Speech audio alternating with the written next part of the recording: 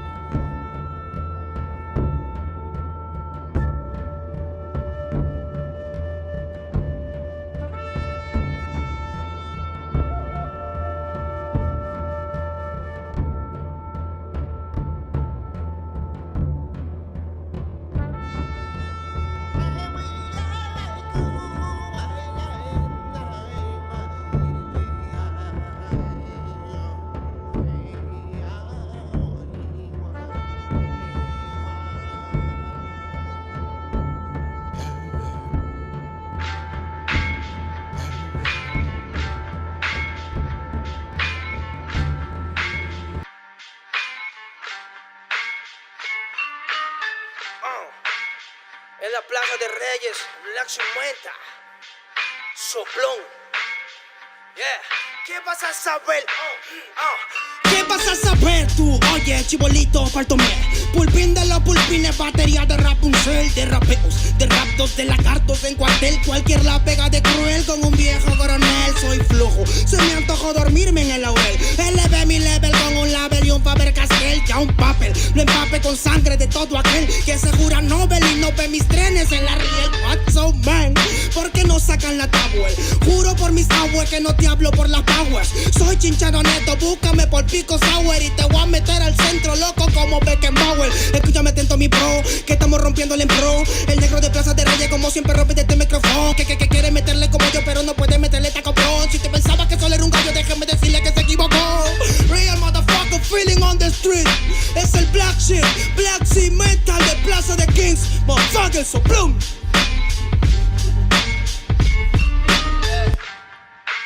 Genaro Luigi, man, desempeña en la victoria para que sepa. Incas Mo, Money Gang Gang, yeah, yeah, Yo también he llorado, gente. También me han desplazado por mi rasgo afrodescendiente. Sí, un perro no habla pero siente. Cuento historias callejeras pa' barrios de delincuentes. Y soy un perro que te ladra, que te muerde y que te huele, nene. Soy más que Lele, ustedes para mí son pelele. Con mi jauría todo el día en busca de los cheles. Tengo un perro en fiscalía que nos mueve los papeles y otro en la comisaría para evitar el susto. Muchas veces me han llevado por solo como luzco. Perdón, madre mía, si yo le causé un disgusto, pero en esta vía yo crecí rodeado de perros chuscos. Yo sé que me quieren ganar, yo sé que me quieren tumbar y no pasará porque soy de verdad. Está súper rafina la Dodo Style, metido en latina aprendiendo un quizá. Yo tengo el style, no mido la raza del perro, yo mido por la lealtad y yo soy leal. Yeah. La calle te enseña lo que no te enseña la universidad. Yeah. Saliste ese peña aquí con una sella, te tiran para atrás. Yeah. La calle limeña aquí nadie la dueña, ya nada es igual. Yeah. Tiene que respetar, yeah. Tiene que respetar. Yeah. La calle te enseña lo que no te enseña la universidad. Yeah. Saliste ese peña aquí con una silla, te tiran para atrás. Yeah. La calle limeña aquí nada le duele, ya nada es igual. Yeah. Tiene que respetar, yeah. Si yo soy tu papá, yeah, yeah, yeah.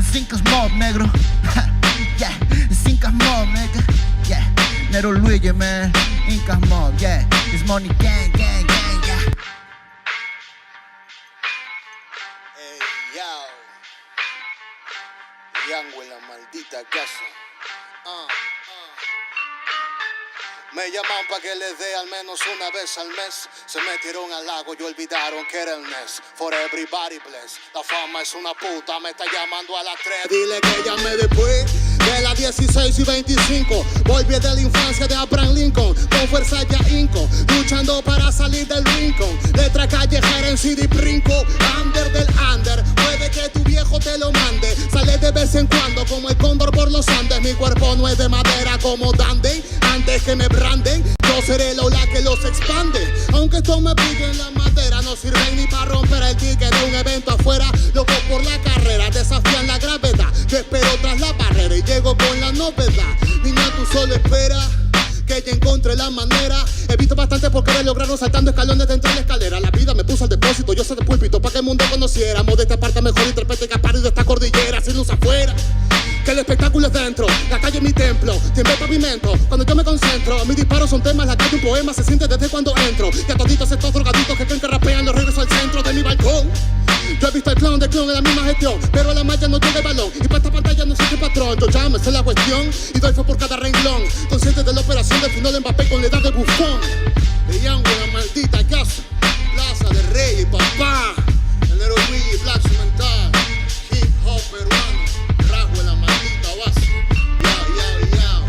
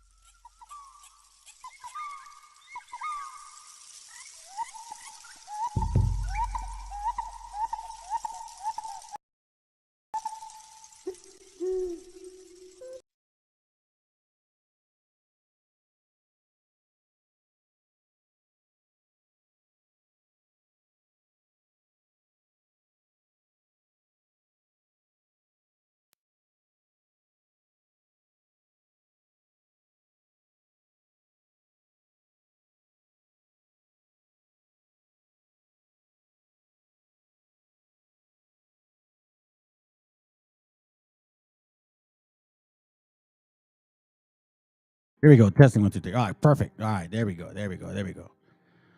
Okay, man. Here we go, family.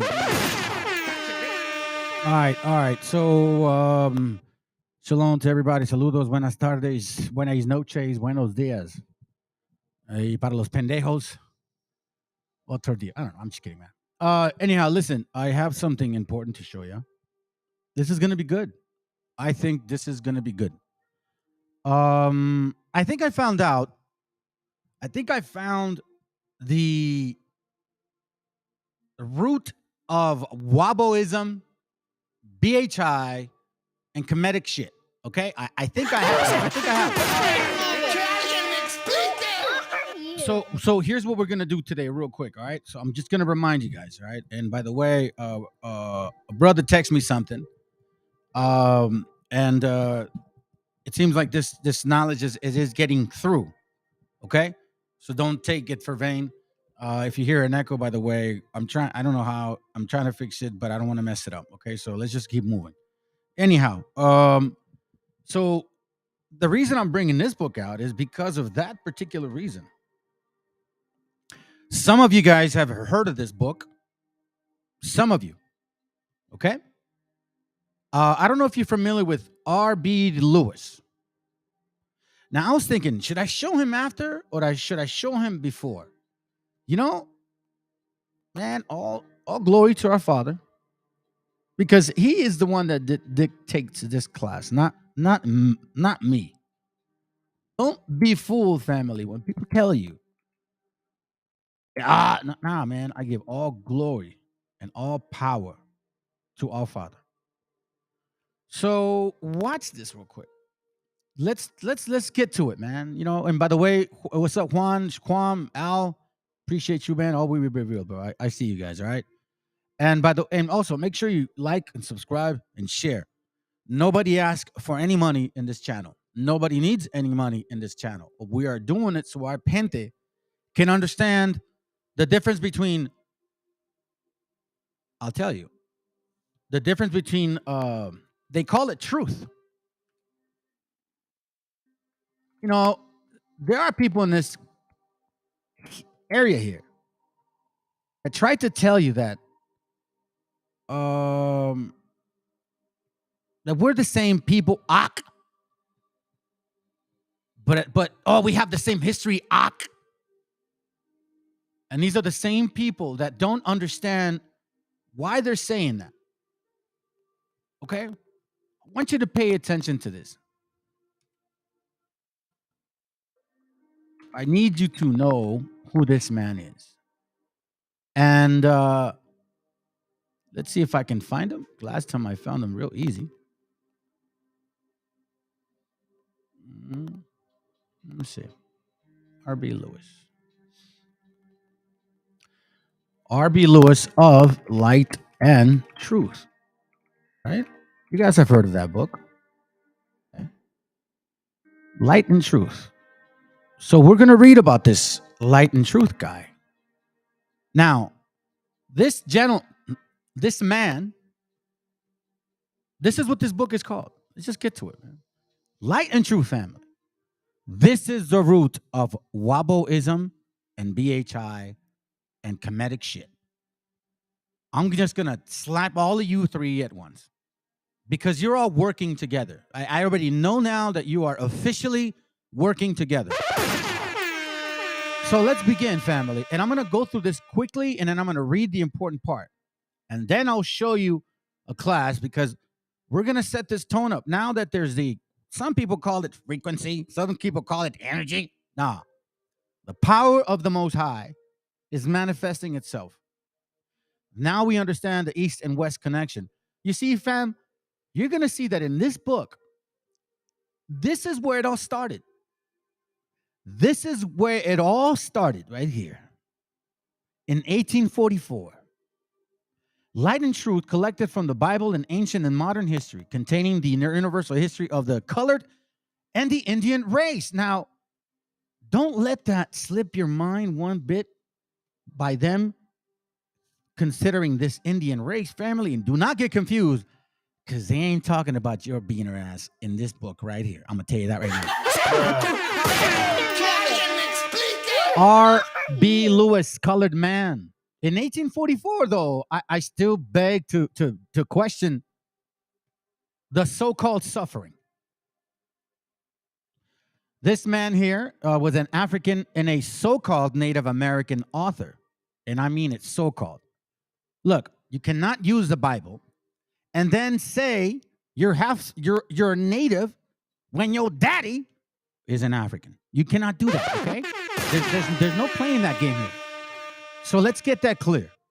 Then it says here, best known for writing Light and Truth. He was also an entrepreneur, successful marketing air oil and other commodities, and also held 3 United States patents. Now, just let me take a step real quick here. And by the way, I'm going to warn you, it's going to be going for a few hours, so hang in there. This man here, in 1844, wrote books, had patents, meaning he understood law. Keep in mind, gente, we did not know how to read or write. Let's remember what was going on at this time. This is not something to just walk over. Keep in mind that when the Spaniards came with the Africans, they laid heavy taxes on us. They took our land. Great famine ensued. And then on top of that, if we fail to attend Mass, which was implemented by most African padres, which we know now, for practicing any old riots, an Indian could receive 100 lashes. All we were allowed to do is understand and learn Our Father, Ave Maria, Credo, 10 Commandments. That's it. Reading and writing were considered as dangerous as the devil. I need you to understand this is a historical fact that the majority of the gente like you and I did not read and write. Now, that's one point. Again, I'm going to blend a few things here because now I understand the importance of them rooting this doctrine in the history. It was, listen, remember Ecclesiastes 1 and 3 and 15, family? Let's not forget. Look, prophecy is at hand. It is happening right now. Psalms 83 has been a consistent prophetic, I guess you could say, vision. Okay? It's been consistent. And they're not going to stop until until it stays this way, right? Remember what the scripture said. They have but a short time. Ecclesiastes 3:15 said, that which had been is now. You see, that which had been, meaning what the past was, is at it again. And that which is to be, meaning the future, had already been. So we will repeat this again if we don't change as a nation. And God required that which is past, meaning that's why the people that come here and say, I'm an atheist, I don't believe in God, guess what? You think you died one time and that's it. En contraire, mon frère. God required that which is past. You got a book of remembrance. That goes for all of us. So you better be very mindful what you're doing in this lifetime, especially right now. Especially right now. So, continue again, right? We have a personal life of a gentleman named Robert Benjamin Lewis, who is an African, so-called Native American, author, light and truth, entrepreneur as well. This man actually had quite a wealth. He had ships. He imported oil, hair oil. That's where the whole concept came from. Do you understand what is going on? See, we didn't know these things at this time because we still did not even have our so-called freedom. Now, why am I showing this? Because remember, why didn't BHI, One West, bring this shit out? You telling me, Nate the Snake Roberts, you telling me, leaders of whatever you guys are, that you didn't know about this book?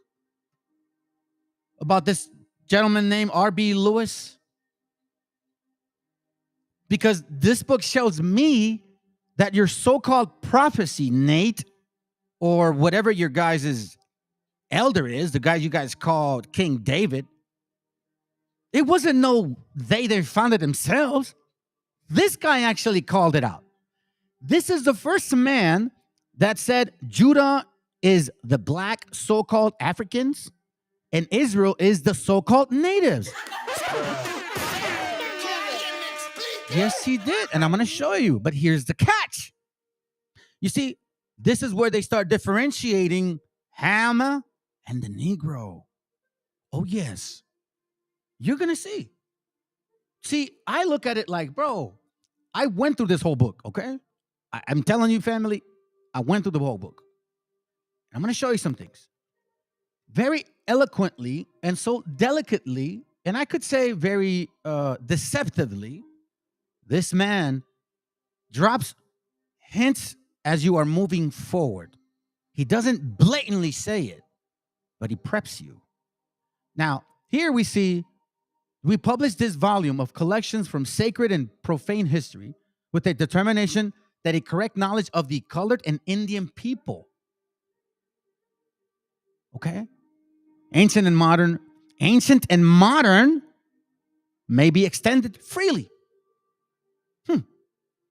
It says light and truth. So they say. Now, I'm going to show you something real quick. And this is what they call simpleton, simple stuff. Like they call it milk. Okay. Milk stuff. Isaiah 8:20. This is prove that there's what the light means of the Bible. Simple stuff. This is one word stuff, okay? The law and to the testimony. Isaiah 8:20. To the law and to the testimony. If they speak not according to this word, if they speak not according to this word, meaning the scriptures, thoroughly, it is because there is no light in them. They themselves prove an extreme point. That's why Nate loves to go to you know what. I think it's this one. John 8:32. Ye shall know the truth, and the truth shall set you free. So here, he is giving that, hey, I'm speaking of the scriptures, and I'm telling you the truth. Ak. Thank you, bro. Appreciate that. Let me read that real quick. And many false prophets shall rise and deceive many. I'm glad you actually shared that, because you're going to see what everything that they've been teaching is not of any of those men. It is regurgitated from older books. Nate the Snake or One West ISUPK, all those guys said they came up with the name, and then so-called the chart, and so-called who else connected the blacks and the Hispanics. Supposedly no one ever brought that out. They're lying, because it was this guy that brought it out in 1844. But you see, there's a catch, and we're going to continue, because this is what Nate is teaching. There's a catch, and you're going to find out. So whether you like this channel or not, I don't care. Whether you push this channel or not, I don't care. Whether you take away likes or add likes or dislikes, I don't care. I already know that YouTube is going to take off about 20% of the views and 20% of the likes. It is common. I see it all the time. So I don't care. You believe it? I don't care. You don't believe it? I don't care. The point being is I'm reading it. And guess what? I'm keeping the laws as best as I can. So that's all I care, because I'm teaching my family how to do that. And I'm teaching them the light, giving them the light, and showing them the truth. So I don't care what you think. I'm going to keep showing you. And it's up to you to either hearken or hate me. It's that simple. The Indians in this country are also oppressed and abused. You see this? Are also oppressed and abused. You see, he's sinking hooks, fam. He's sinking hooks. So let's continue. I already marked these things down, right? So as you can see in this book, which I highly suggest, take your time, grab it, read it. But he starts breaking these things down here. You'll see like the history of man, the ancient cities of kingdom, Judah, Jordan, chapter 3, description of Jerusalem, destruction of Jerusalem, the present state of Judah and Israel. The present state. The Hebrews, Israelites, Jews, the tribes in America, the true Christians of this land. You know, you're thinking, oh man, this is good, Ak. This is good, Ak. But then you read this and you're like, wait a minute. What the F are you saying, bro?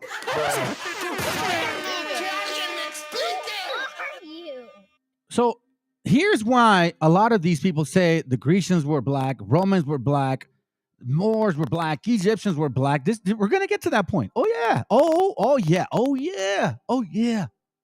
Oh yeah. The prophets. Oh, they're all Ethiopian, by the way. It gets better. It gets even better. Primitive man, the land of Ethiopia. You see how they're already suggesting it? Already suggesting it. The land of Ethiopia. The image of God created he him. Created he them. And then he says, and the Lord formed man, Genesis 2:7, I believe, right? I don't know why it's 1:27. I'm assuming it's Genesis 2:7. And the Lord God formed man from the dust of the ground and breathed into his nostrils the breath of life.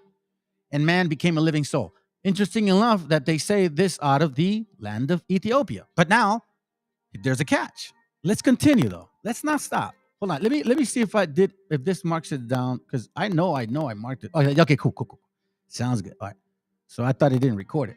So here we're going to see Now, a few more things. Let me go up again. Okay, so we see that there.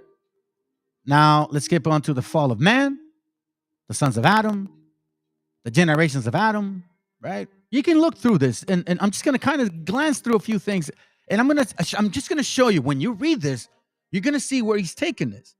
You see, he drops subtle hints. Here's one of them. Here's the biggest one. The biggest one. So whenever they try to tell you that these One West indoctrinated dummies, I'm sorry. Look, listen, family. If you're in these camps and you watch this channel random, I'm sorry to say, man, but you drank the Kool-Aid, yo. You drank the Kool-Aid, yo. And you're looking at me as a so-called Hispanic as somebody beneath you, because they taught you that. Because they said, look at me and I'm beneath you. Because supposedly we mixed and you didn't. And see, that's what you don't understand, how engraved that shit is in y'all. So you don't think that I'm anything of truth. You think I'm full of it. You think I'm a conquistador or an agent, or you don't think that an uneducated paisa can even come up with this understanding. You don't believe that. And it's, you know what? I don't care. I've lived all my life with people doubting me. I love my family, man. I love my family, my blood family. I love my dad, man. But it was difficult. There was no such thing as motivation in that sense with me. I was meant to be a failure. That's all people saw. GPA was like 1.02. I didn't really speak English well. I know you guys think, nah, man. I didn't speak English when I was 7, 8, or 9 years old. When I was around 9 and 10, then I started learning pretty much well.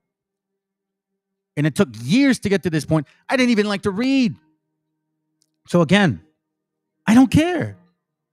I'm actually that's why I keep saying, man, this is the best times to live in right now.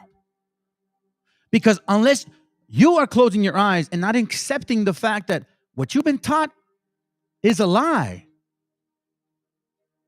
They said, clearly the scripture said, Matthew 24:11, and many false prophets shall rise and deceive many. I have always said, everything I share with y'all, confirm it. Read it for yourselves.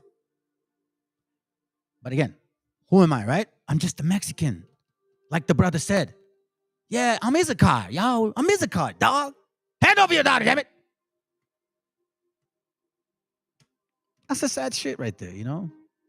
That's really sad, because some of you that are in these camps that just might be our gente, but you look at your phenotype so much, and Most High is going to hold you accountable for that. Because I'm not doing this. I'm only showing who the conquistadors are, who came to this continent, and who actually took this land, who is in the prophecy. I hate to tell you, but Africans, you are in the prophecy. You did come with the white man. So now I see that you're running from it now. And again, I don't care if you don't believe me. I'm going to continue to show it, because you know what? Every day the Most High is revealing something, or every other day. Man, my next so-called show coming up on Friday, yeah, it's going to blow your minds, because I've been talking about Texas for a while, right? Oh, until you find out who the first 170 representatives were. Man, is it going to, boy, is that going to be fire. But anyway, let's continue. So now we see here the sons of Ham, right? No, I'm sorry. No, the sons of Noah, isn't it? Give me a second. Interestingly enough.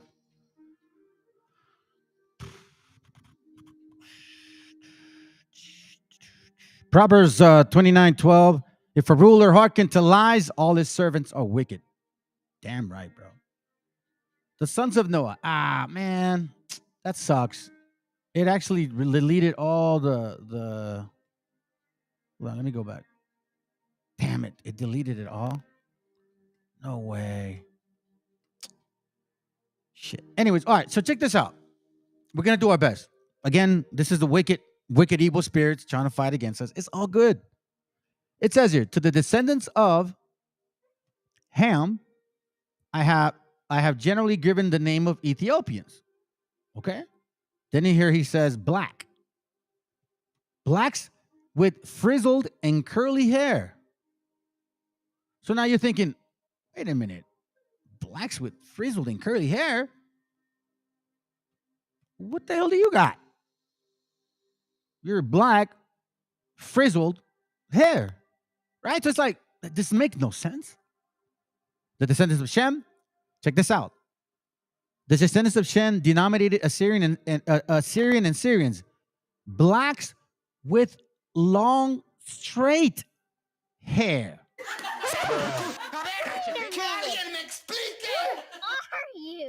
You see now, blacks with straight hair. Ham are Ethiopians with frizzled or curly hair.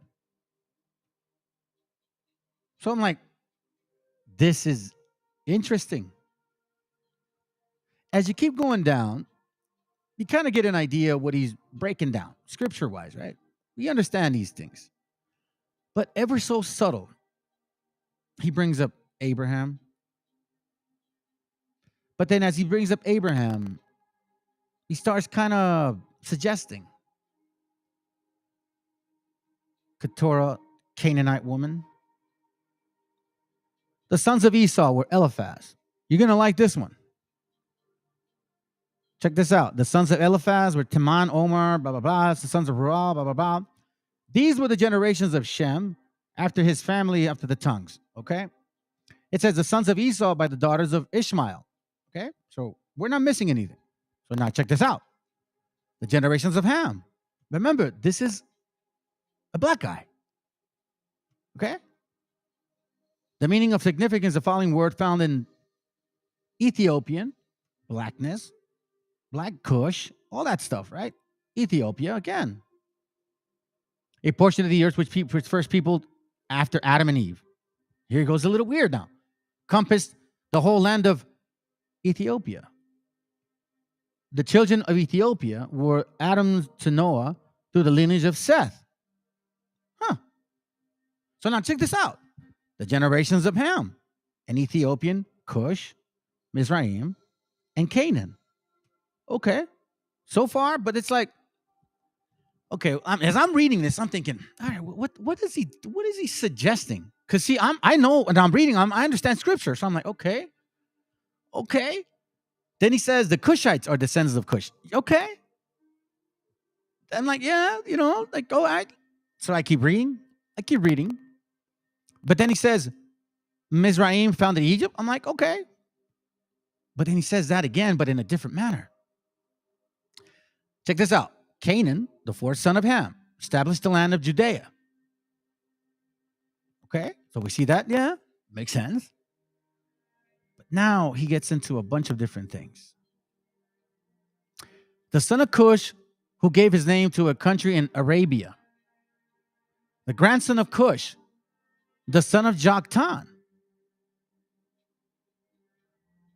The grandson of Abraham. All these seem to have taken up their residence in Arabia. But you see how he said Cush in Arabia. And Abyssinia in Africa. And perhaps most of the southern east part of Arabia and Ethiopia, the Red Sea now. So it's like, oh, now he's putting Abraham over there. Okay? I'm like, I get you now. I understand where you're going with this. But then he says, Nimrod, son of Cush, an Ethiopian. Okay. This is getting interesting. Then he says, where is he at? Let me continue. The Canaanites, called by the Greeks Phoenicians. I keep saying that. You guys don't believe me? Who are you? And Ethiopians were descendants of Canaan. Wait, what? But didn't he just say that Ethiopians? So you know what he's referring to? You're going to find out what he's referring to. We're going to go a little quicker on this point because you're starting to see the sons of Canaan, Zidon. This is Canaan. So he's referring to Canaan being black. Blackity black. Okay? That's what he's saying. Sidonians built Zidon, the province of Phoenicia. Okay? The children of Canaan, which is Ham, who has frizzy hair. Remember, he said that, not me. Then he goes on to say, the Macedonians named it Ethiopia. Okay. Amethos, okay, cool. Okay, here we go. The Amalekites were descendants of Amalek, of the family of Ham. Are you? So I'm like, okay, now you're getting a little nuts here. But he's going somewhere. You see, you're gonna see where he's going. Anakins were also offspring of Ham. Cush, Cushi, David. Now Cushi came the tidings unto David. Mhm. Oh yeah. Check this out. The descendants of Ham, who were who were denominated blacks in the Grecian historians, their hair was frizzy, or curly. I didn't say that. He said that. So now check this out. The Phoenicians, the Canaanites' sacred history were among the most early civilized nations of the earth. We, the Christians and civilized people of the present day, are indebted to them for our knowledge of navigation. Greece was indebted to the Phoenicians. Interestingly enough, one of Canaan's sons. Let me see if I'm. Ah, man. I think it's later on, but let's continue. I don't want to stay too long on this. So now we see the blessings. So as he's going further, he starts including Abraham again. As you can see, there's a lot of Africanism going on here right now. A lot of African influence. Isaac had not arrived, mature age. Abraham, not among the Canaanites. So like, okay, Abraham removed his tents to Egypt. All right, I'm just going through this real quick, okay? Just bear with me here. I'm gonna show you something, and then I'm gonna show you the video. Then it says here, after the death of Sarah, Abraham's wife, he took the second wife named Keturah, a Canaanite woman. That's not 100% true, from what I recall. She's an Egyptian woman, isn't she? Not a Canaanite woman. The nation of the Troglodytes were derived from Abraham's by Keturah. Had six sons. You see this? Troglodytes. This is Sakari's favorite word now. Now you know where he got it from, I guess. Now, if you keep going down, you see how it's just kind of going through prophets, blah, blah, blah. The two nations of Isaac here. Hey, check it out. It gets interesting here.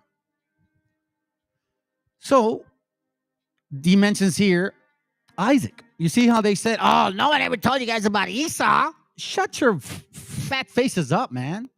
You overweight dummies. And when her days to be delivered were fulfilled, behold, there were twins in her womb. And the first was red all over like a hairy garment. And they called his name Esau. His brother named Jacob, who was afterwards called Israel.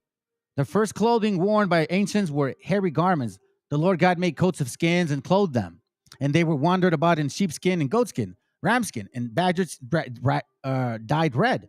The ramskin dyed red were used in construction of the tabernacle. Dr. Clark has proved from Homer, Flino, and modern travelers that there were rams whose natural color is red. From this fact, it may be deduced that Esau was red all over, like a hairy garment. He was red, not hairy. Esau became a cunning hunter. Check this out. And was loved of Isaac. But he despised his birthright and sold it to Jacob. Isaac, however, blessed Esau his son and said unto him, blah, blah, blah, blah. You know that story. A hunter, here goes, here's the interesting part.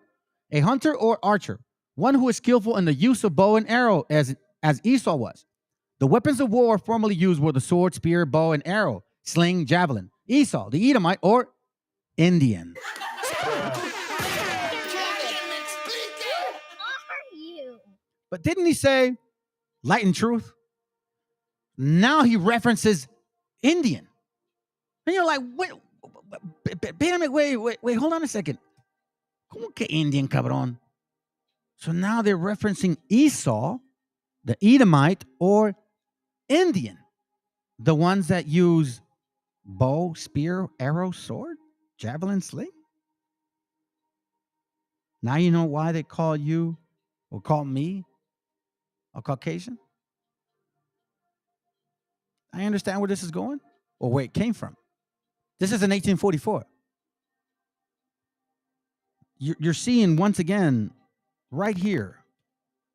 Look, listen, I'm going to tell you again, believe it or not, I don't care. I'm showing you what I'm reading. And unless you are so emotionally involved in your doctrine, then you got no hope. I'm sorry, backwards. If you are emotionally involved in your doctrine, you have no hope. Psalms 83 says, they have taken crafty counsel against thy people and consulted against thy hidden ones. Who did they constantly say, even in this book we're going to read, that there was an island far away who they knew of, but they waited till the very last end. They say it in this book. Let me continue how he's going to generalize us here with us. Here, this is us right here, family. To this Negro right here, this African, you so-called Hispanics are Esau. Esau, who is Edom, which signifies red, the red people.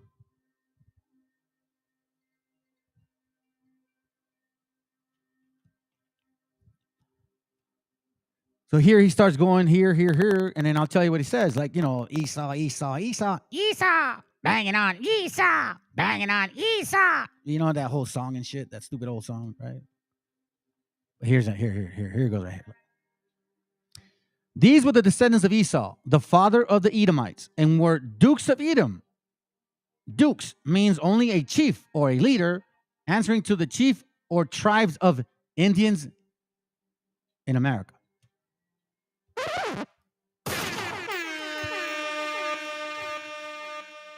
Nothing new under the sun, family. This was meant to be prepared for y'all later on. Keep in mind that this is around the same time in 1844 when we were losing Texas, and you're going to find out by who the majority of the people running that campaign were, who they were. Oh, yeah. And I got facts. I don't just talk about it. No, I'm going to bring you facts because I always bring facts. I'm not like Colomiados who alter shit. I bring facts because I'm not afraid of facts. The people of Ethiopia, then again, he's like, okay, so now you're like, okay, wait, hold on a second. So remember now what he said. This is in page 25. We're going to skip pretty quick soon, okay? Let me just show you the most important parts are here, and then I'm going to go scoop real quick. Go ahead. Remember what he said? This is R.B. Lewis. This man right here is calling us Esau. This Negro right here.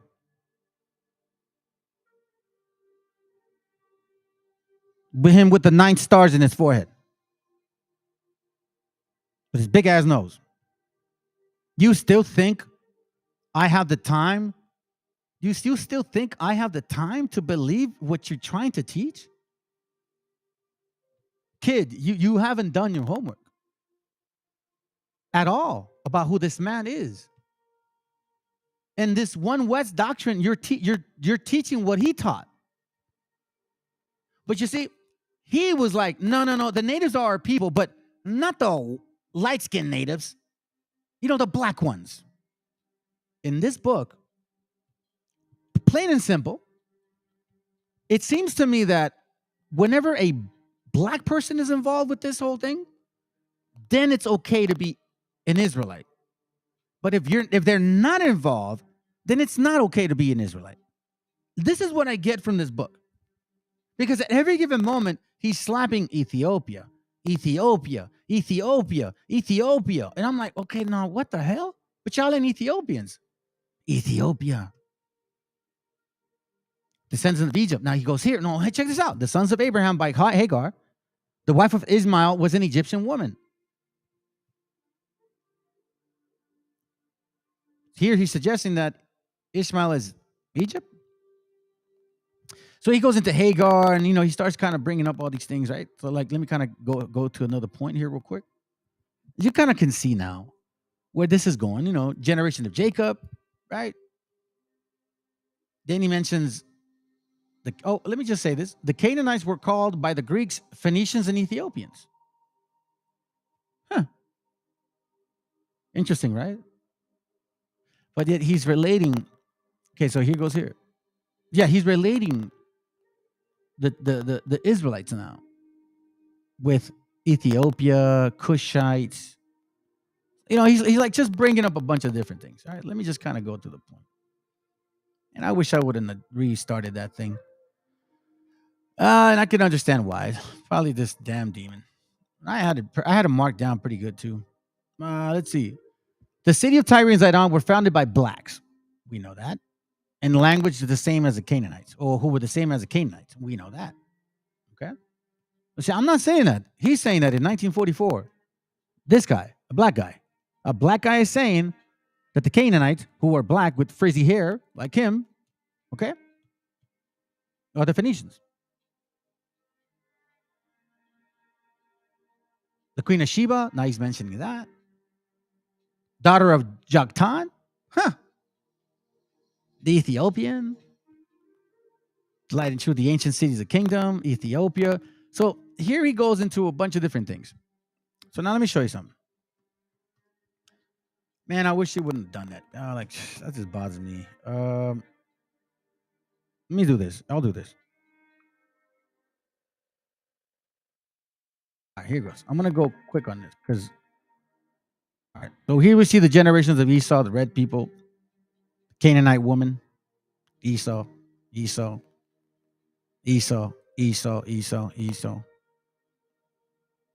breaking this up here. Then he mentions Esau with the Indians.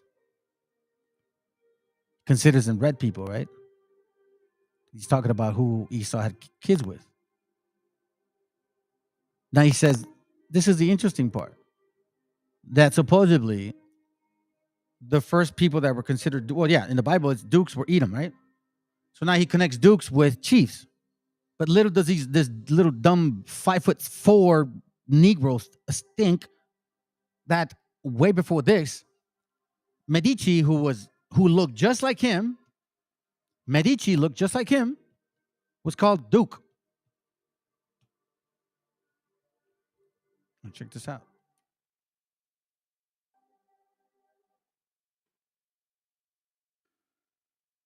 There's a lot of this Indian part here, but I'm gonna get to the point. Let's see. Indians, 246. Here goes right here. I'm gonna remind you guys of this. Remember what he says. The descendants of Ham, I have generally given the name of Ethiopians, blacks with frizzled or curly hair. That wasn't me.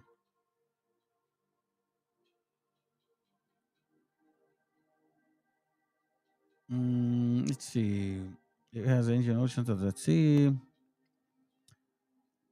I apologize, family, for this. I really did have this already set. Okay, so let's get to it. Let's get to certain prayers. Okay, here it goes right here.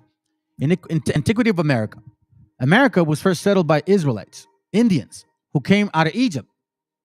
Like, okay. The View of the Hebrews by Ethan Smith. So now here's where it gets really stupid on his part. I've showed you guys Ethan Smith, his book. And Ethan Smith references James Adair, which James Adair clearly shows that the natives here were a variety of color and that we darken ourselves in most cases because of where we lived. America was discovered by Columbus in 1492 and was people by colonies in 1620 from Europe. The first settlement in New England was made in Plymouth in the midst of the fertile country. The Egyptians were an Ethiopian people. You see this here?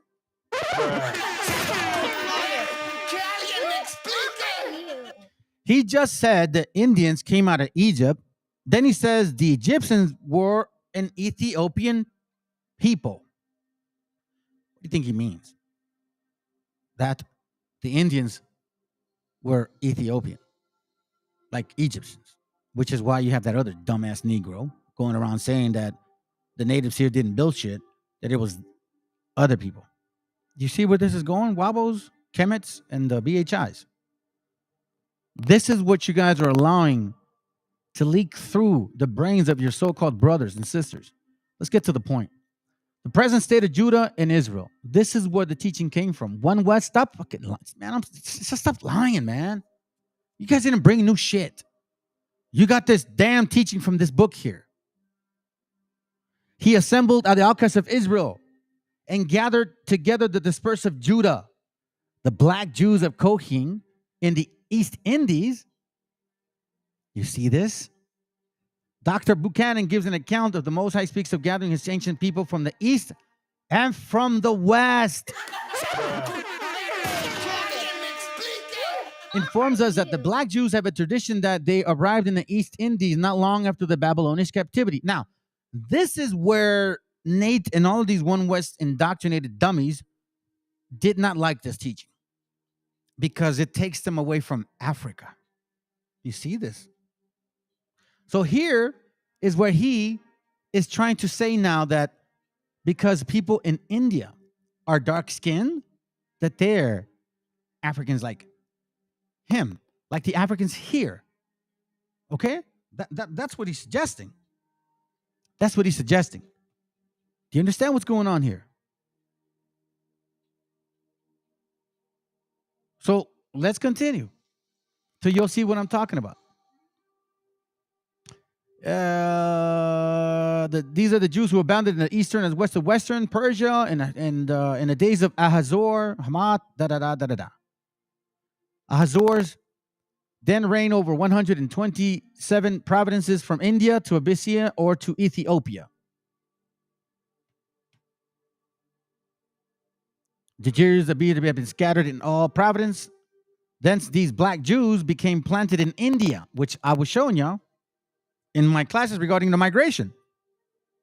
The book that Nate the Snake likes to use, but doesn't show the map that there were several synagogues in India. I share that. This is nothing new to me. This doesn't affect me because I see right through. But here, this is what the teaching that stopped, because it doesn't apply to you. Black Jews in Hindustan, having descended from the 10 tribes, call themselves Jews. The 10 tribes of Israel were threatened by the families, blah, blah, blah, blah, blah. So here he goes. The Hindustan people, dressed in a manner resemble to those that are not distinguished from them. I'm sorry. These people in dress or manner resemble the natives so much as not to be distinguished from them, but by attentive observation and inquiry. You see this? So they're saying that about them, and they're saying that about the people here. They have some Hebrew names and local terminations. Some of them read Hebrew.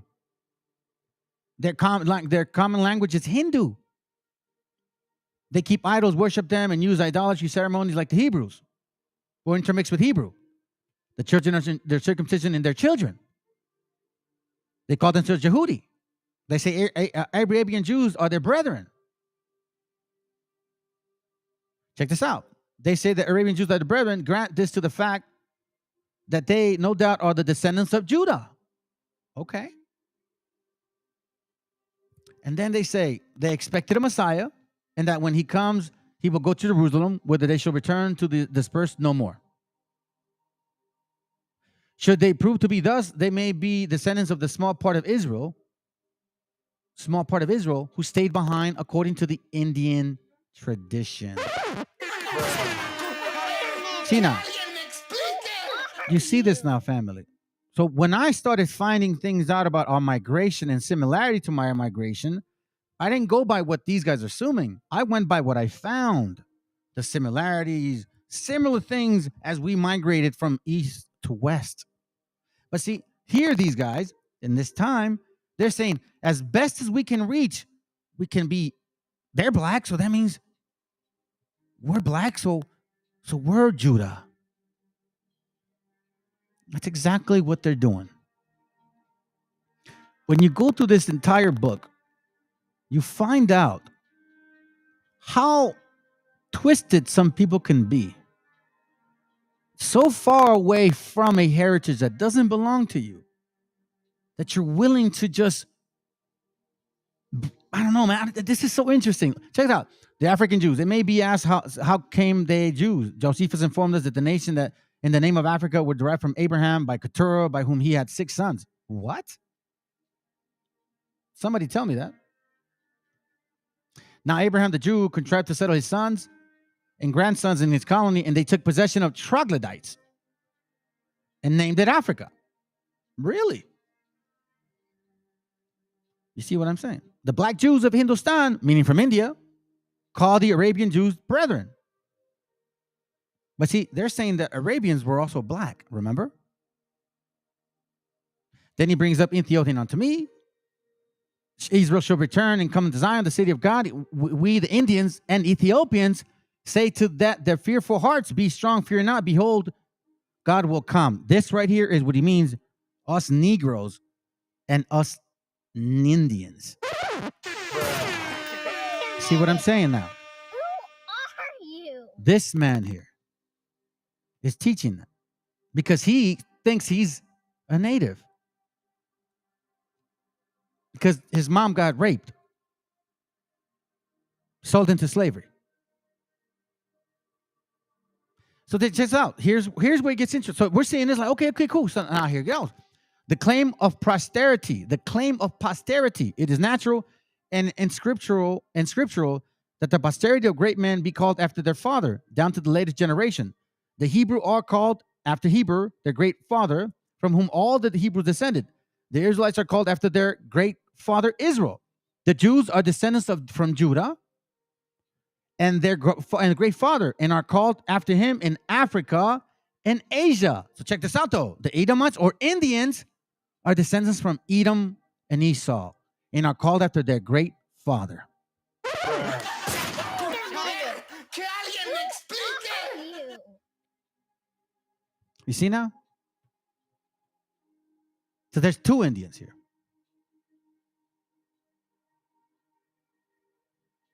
The Indian tribes of America.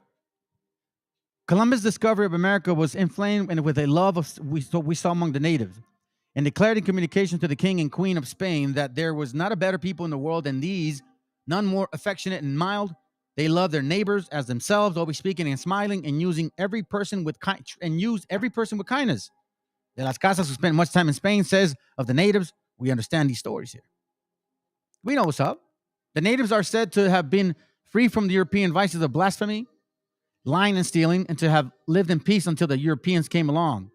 Like Judas with a kiss, the natives they betrayed. Arguments in the favor of the Native Americans being the descendants of Israel, or Israel, whom ye have scattered among the nations.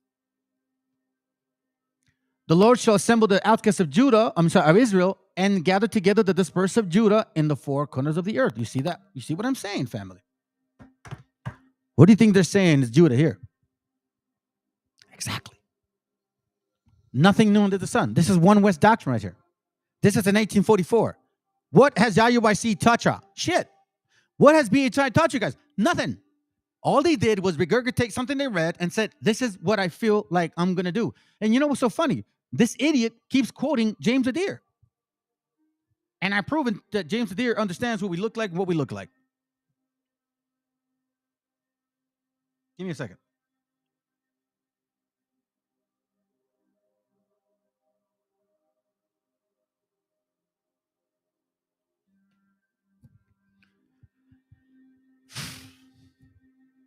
The natives appear to have one origin. Their language appears to have been Hebrew. They have one tribe answering of various respects to the tribe of Levi. The Indian pyramids resemble the high places of the ancient Israel. They found phylacteries, and ancient Hebrew writings have been found in Israel hills. These arguments are supported by Baudelaire and James Adair. And look at the similar words. Look at the similar words. Oh, shoot. My bad. My bad. Look at the similar words, family. Yahweh, Silo. It's page 251. You guys can see it. We're almost through this. This is the origination of One West indoctrination. That's what it is. This is what it is right here. And this is what this right here is just kind of going through what James Adair had found. All these particulars that I've showed with y'all before. There's nothing new. but you can see where their doctrine came from. He uses James the Deer again, but what they're saying is that the real people, the real Hebrews, are that's why the Wobbles feel the way they feel, and One West doesn't say shit to them because of this book here. They honestly think that it was some newfound prophecy. But these dumb, excuse me, I'm just going to say these dumb Negroes keep referencing James the Deer, who initially said that the natives don't look like you guys at all. You don't look African. We didn't look African. We had thin lips and we came in a variety of colors. So much so that sometimes we use that we would use bear oil and red shoot to darken our skin. But they keep saying in this book that the real people, that Judah is the Negro and Israel is the dark Indian. That's what they're saying. But what he's suggesting is, since he's half so-called Indian and half so-called black, that's where this whole concept came from. You see, he's repeating what these people have said about us before.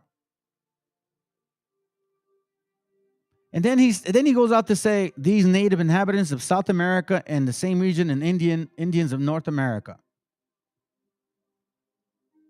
So in the same breath, he's saying everybody all over the people here, everybody here, but you light-skinned Indians, you guys are the sons of Esau. He doesn't blatantly say it, but he's saying it. And whether you like it or not, Nate, the cop or ex-cop, the one that was, I guess, planted some fake shit on some people and those guys didn't go to jail because of it. You trust that person? You trust him now? This is what he's touched on. Referencing James the Deer, but in the same breath saying that the natives, like me, are not what he's talking about. He is selective in the sense that he uses James the Deer information, but then he gets personal about his personal life because he's black, and his mom who was raped, and she's a native. So because, that makes sense. So they're oppressed. We're oppressed. You're writing books.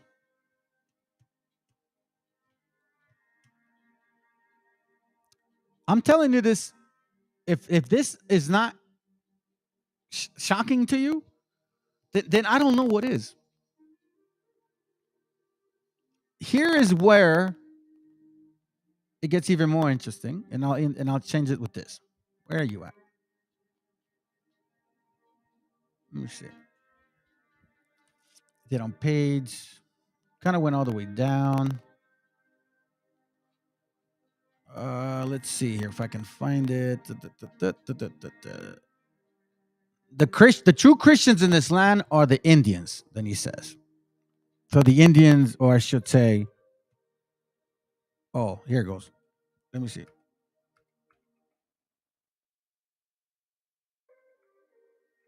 Can I find it? I don't think I can. It's all good. Let me see if I can just get to it real quick. Rhetoric. Where you at? Again, the book is called Light and Truth. And now that I brought this out to you, okay? Now you're going to start. Now, and I hope that what I share with you right now, this video, will make sense. Now, this video is a video I did a year and a half ago. And only 65 people watched it. I think they had like 3 likes. And I was showing basically everything, what I found. Let me show you this real quick before I play it. Let's see. Judaism. Many laws. Oh yeah, this is yeah. Here's where he goes into all the successful. Oh, here, yeah. Matter of fact, there he goes. Right here. Yeah, yeah. That's right. That's right. So let me share with you what pride and ego is. You see, when you're very prideful, when you got so much ego, that's how we catch you. This is why when they said that we ruled Europe, at this moment I knew that it was their downfall. Because here we're going to see how there was a lot of Africans who had it good. Don Juan Latino, an African, was a distinguished teacher of Latin language in Seville in Spain during the last century. John Capitain, an African, was born in Africa and was carried to Holland, and there employed himself in painting. He acquired the elements of Latin, Greek, and Hebrew.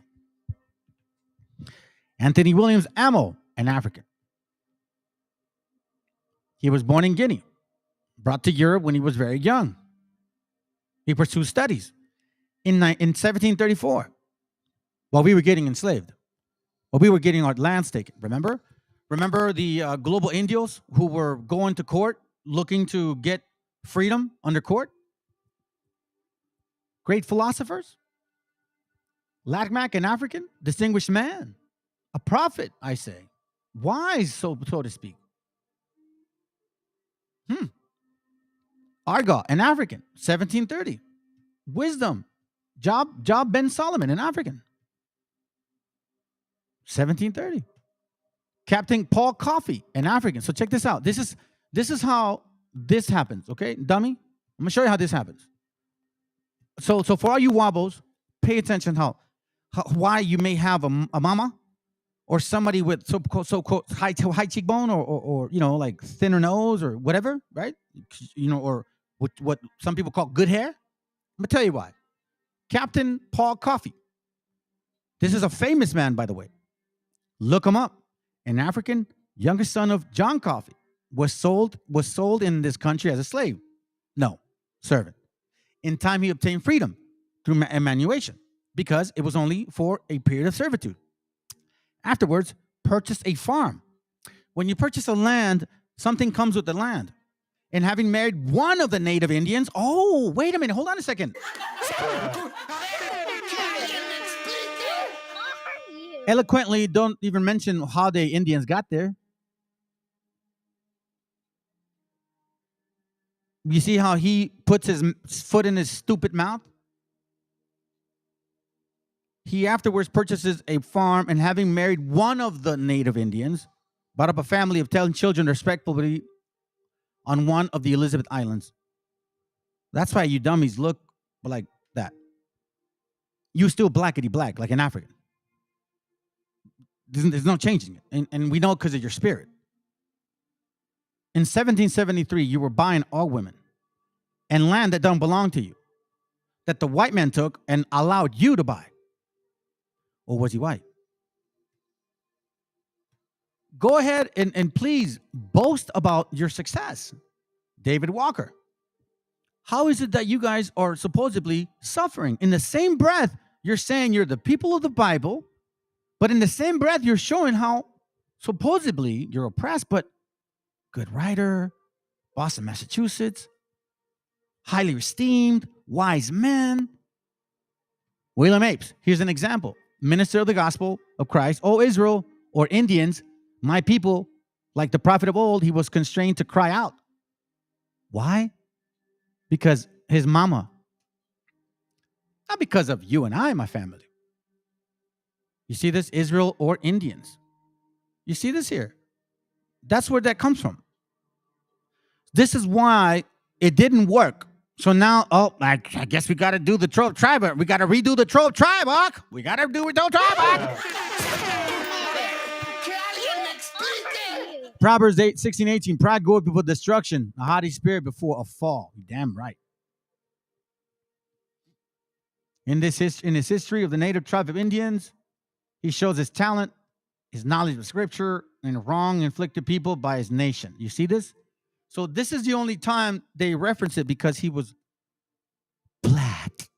like culomiados like to say, black faggot. Sorry, I think he is black. So the only reasoning in him is because he was black and Indian. So now he felt the pain. Prior to that, he didn't give a shit.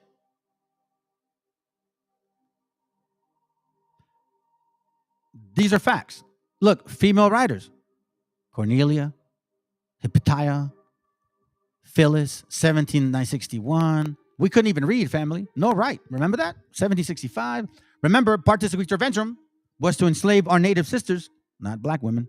You see it here. Why? Or else this wouldn't be happening. Because it says there that native women could go in slavery. Why would you let them not go in slavery? They're black. 1772. She, college, New Hampshire, publisher, Phyllis. Wow. Wow. That's amazing. Look, certificate given to her by the governor of Massachusetts. African genius. Please keep boasting about your success and under our demise. In the eyes of the beholder, I don't know how you guys can agree that we had the same experience. So now the ancient Arabians, the people of color, bam, here we go. Anyways, as you can see, family, this book here is a heavy duty book. I highly suggest to read it. You know what I'm saying? I highly suggest to read it. But because we're going to move on, I got this to show you. And then, again, look, more than a year ago, it says a year, but more than a year ago, 67 views, 3 likes. And I'll show you why. Okay? So enjoy.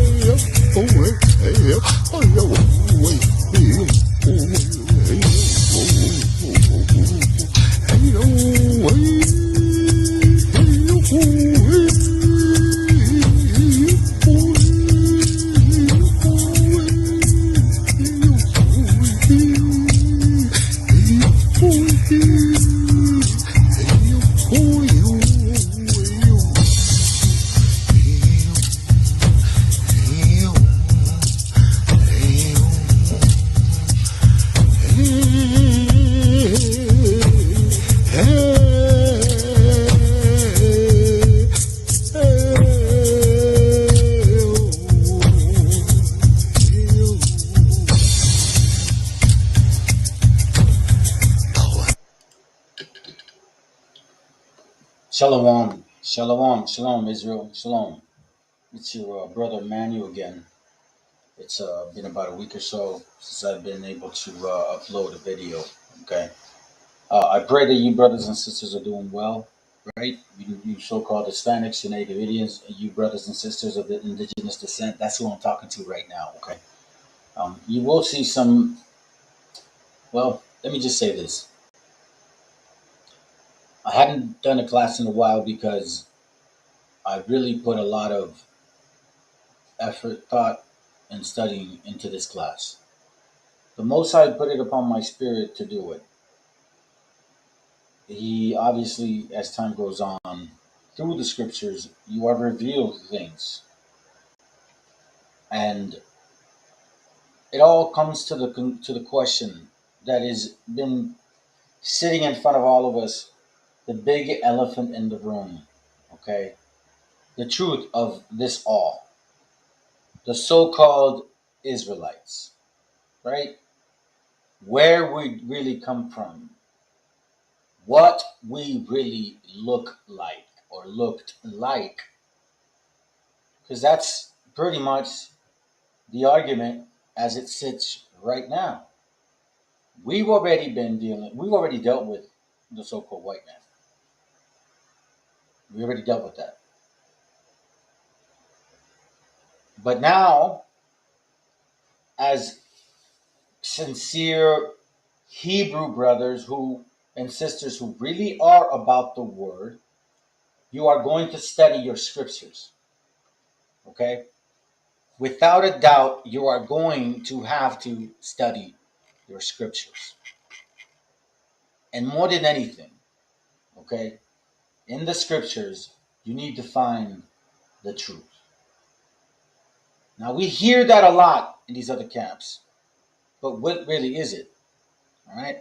Now, let me bring this up real quick because I want to start off with this scripture. I'm not really going to do any videos today, guys. So I really would highly suggest to take some notes, man. I'm going to go as quick as I can because I have a lot of information so I can present to you, brothers and sisters, and give y'all answers so then you can probably decide on your own. Well, obviously, you know what? Whatever I provide y'all, y'all need to dissect it yourselves too. Don't fall for me. I'm not here for that. I'm finding stuff out and I'm revealing it to my brothers and sisters. Y'all call it prophecy, call it teaching. You just call me a soldier, whatever it may be, or a brother that just, for whatever reason, the Most High is allowing me to see these things. Take notes. I'm telling you, you're not going to want to miss this information. So let's go, first of all, to this one here. Because at the end of the day, this is really what it's about right now. And yet, even though we read it and read it in these camps, we ignore this. Job 8:8. For inquire, I pray thee, of the former age. Prepare thyself. You see what it says? For inquire, I pray thee. Job is praying for us to prepare, first of all, thyself the search of their fathers. Job here is letting us know to what? To search for our fathers. That's a key question in today's class today. Today's class, search for our true fathers. Not what we've been told, but what the actual Bible says. And what else? History, guys. You cannot ignore history at all. You have to have history and the scriptures, Torah, Tanakh, to have a good understanding as to who we are and where we come from. And today we'll see, and we'll let the scriptures talk. Let's continue. All right, Psalms 40, verse 11. It says, withhold not thy tender mercies from me, O Lord. Let thy loving kindness and thy truth continually preserve me, right? Continually preserve me. So the truth. What is the truth? The scriptures. We cannot be falling to any false doctrine whatsoever. We hear it all the time. John 17:17. All right, it says, sanctify them through thy truth. Thy word is thy truth. The scriptures is our truth. Okay? Let me go to Luke real quick. Luke 8 and verse 16. Hold on a second real quick. Luke 8, verse 16, and it reads, no man, when he had lit up a candle, cover it with a vessel, or put it under a bed, but set it on a candlestick, that they which enter may see the light. Why am I reading this? Because this is what I'm doing to you brothers, for you brothers and sisters, okay? Man, prior to the truth, I was never, the only thing I would ever read was really things that would pertain to maybe my job or something. I was not a reader. But in the truth, for some reason, the Most High just woke up a spirit within me that I'm just endless energy in regards to research. All praises to the Most High that I still have the zeal to study the scriptures, even just by keeping it as simple as the milk. All praises. But I also understand that these things that are revealed to me, they cannot be sitting in the corner. They are a light to our brothers of the so-called Northern Kingdom, you indigenous Hispanics and Native Indians. For nothing is secret that shall not be made manifest, neither anything hid, right, that shall not be known and come abroad. Right? So technically here we see that. Even if it's a secret, for example, not necessarily a secret, right? There's certain things like Doc saying you don't really want to share with somebody that's just, recently in the truth, right? They have to be rooted. But in this particular case, these things have to be what manifested, what we find. What's important right now is who our fathers are. That is the number one question. We're basically, and I'll be frank with you, we're relying on other people to tell us. We relied on the white man, and now we're relying on the what? On the so-called black man. I'm gonna keep it real. I'm gonna keep it 100. That's a fact, Jack. But is it correct? Is it correct? Amos 3:7. Well, let's find out. Let's find out if it's correct. Amos 3:7. Okay, and it reads Amos 3. Oh, and by the way, the name of the class is "When in Pursuit of Truth, Moderation is Pointless." That's the name of today's class. All right. So let me get that real quick. Amos 3:7, and it reads, "Surely the Lord God will do nothing, but he'll revealeth his secret unto his servants via prophets." So these things that I'm revealing to y'all, in a sense, they've been secret to us, right? And maybe to these other nations, who knows? But I know for a fact that this was a secret to me, and I was not aware of what I'm about to share with y'all. Ephesians 6. And I'm going quick because, brothers, seriously, I got a lot to read. Today is a day of reading. Ephesians 6 and verse 10, it says, "Finally, my brethren, be strong in the Lord and in the power of his might. Put on the whole armor of God." That's what's going to keep you strong in the Lord, that ye may be able to stand against the wiles of the devil. For we wrestle not against flesh or blood, but against principalities, powers, against the rulers of darkness and of this world, against spiritual wickedness in high places. We see here when we clearly understand now that we're not just dealing with carnal men. We're dealing with the power greater than them as well. Wherefore, take unto you the whole armor of God, that ye may be able to withstand the evil day, and having done all to stand. And you want to know something, guys? I'm going to bring this up. This is important. Withstand the evil day. Why the evil day? Why the evil day? We already are in captivity for 500 years. What other evil day is going to come about?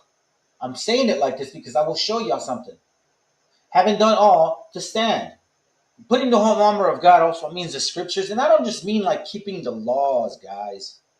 And brothers and sisters, I don't just mean that. I'm talking about study, and I don't just mean like study to be a Precepticon. No, there's a lot required in this truth. If you're a true Hebrew, you will show the characteristics of a true Hebrew. You will dig real deep into your spirit aspect of yourself, and you'll really apply these laws on a way spiritual level in order to change your life, not just because it benefits you, but because it benefits your whole household, your whole family, this whole nation of people. You start seeing, in a sense, Yahushua in your brother. That is exactly what a Hebrew should demonstrate. And it's not just the actual laws or these particular things. It's also searching our generation. As you know, we kept, well, from example of the Bible itself, this is an actual heritage book. We cannot forget who our fathers are. And the last thing we need is to fall short to the prey. Verse 14, stand therefore having your loins girded up stand therefore having your loins girded about with truth. That means study, brothers. Study deeply. Don't just go on the tangent and get into Genesis and think you're going to figure all of this out. No, man. And don't go in the wrong spirit either. These things will not be revealed to you. Stand therefore, having your loins girt about with truth, and having on the breastplate of righteousness. Here's the truth, guys. What I'm about to bring out today isn't a narrative of mine. I want the truth. So what I'm going to prove is what I found in regards to what seems to make sense.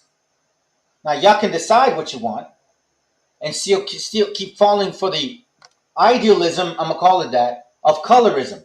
That's right, the idealism of colorism. Why? Because in the end of the day, this is what it's all about. I hate to tell you, what it seems like this is what it's about, color. Let me continue. Having done all, to stand.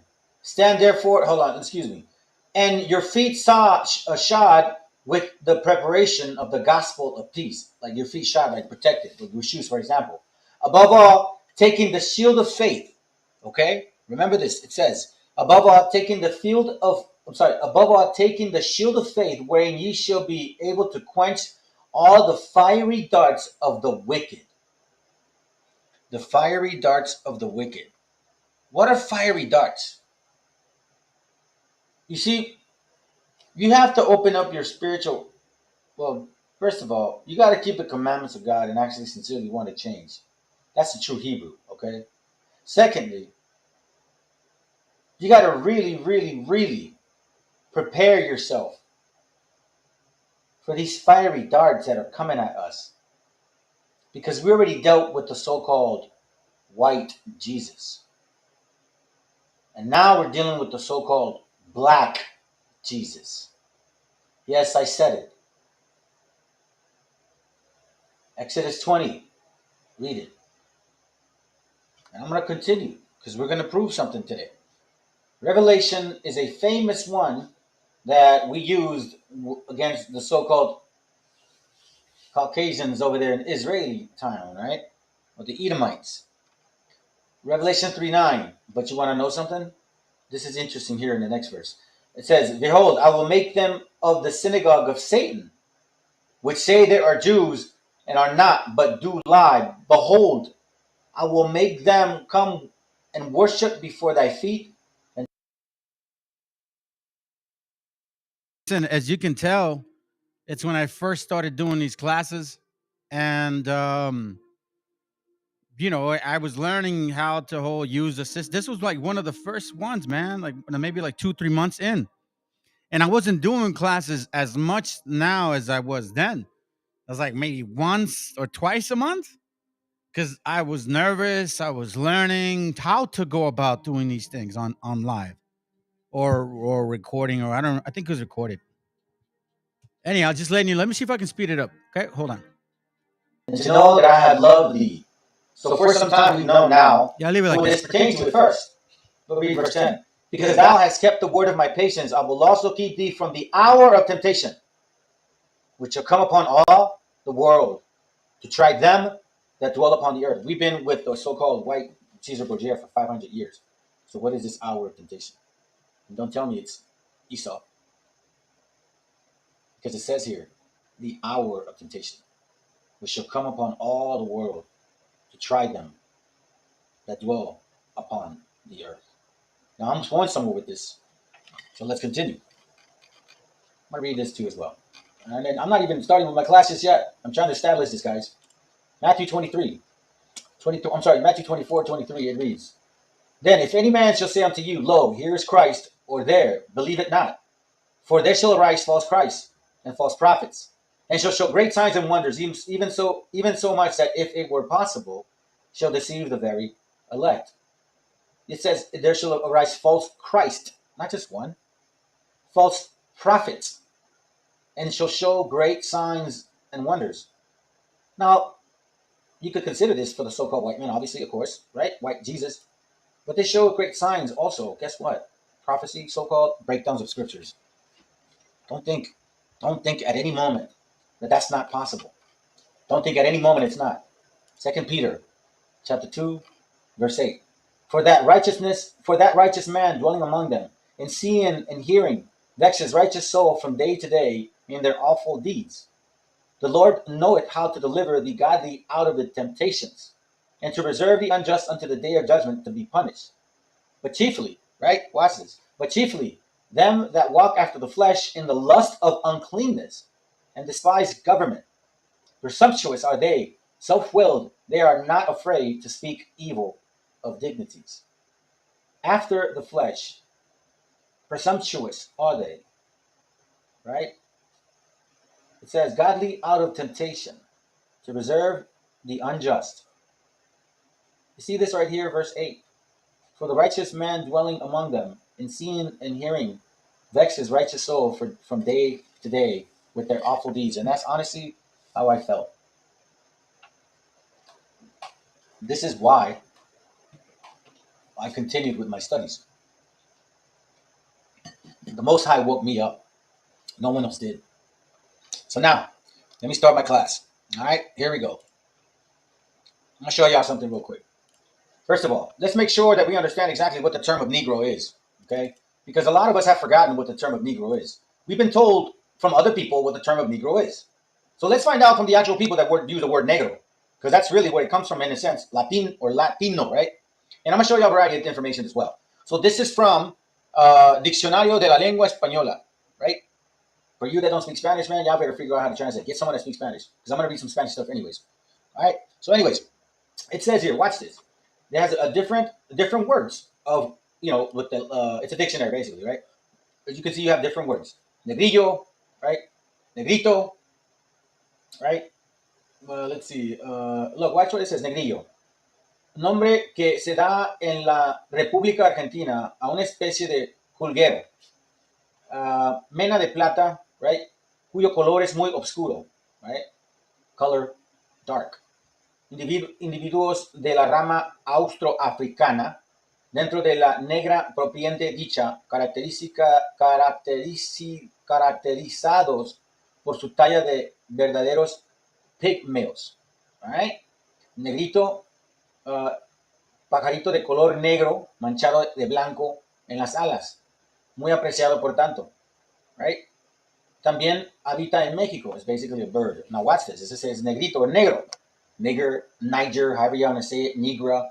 De color totalmente oscuro, como de carbón, y en realidad falto de todo color. So these, because they're Europeans, they say it that way, right? So we're missing color, basically. Some of us are dark as charcoal. Dícese del individuo cuyo piel es de color negro. See, the skin. Moreno, o que le falta la blancura que le corresponde. Like, for example, when, the guy down the street, if you don't know what he looks like, I remember sometimes it would say, that el morito, the guy, the prieto dude, right? The brown, dark guy. We didn't use negro in where we came from. Not necessarily. But prieto or bien moreno was common. But I'm going somewhere with this. So it's basically saying what? Moreno, falta de blancura. It's talking about color, right? All right. For the most part. Now watch this real quick.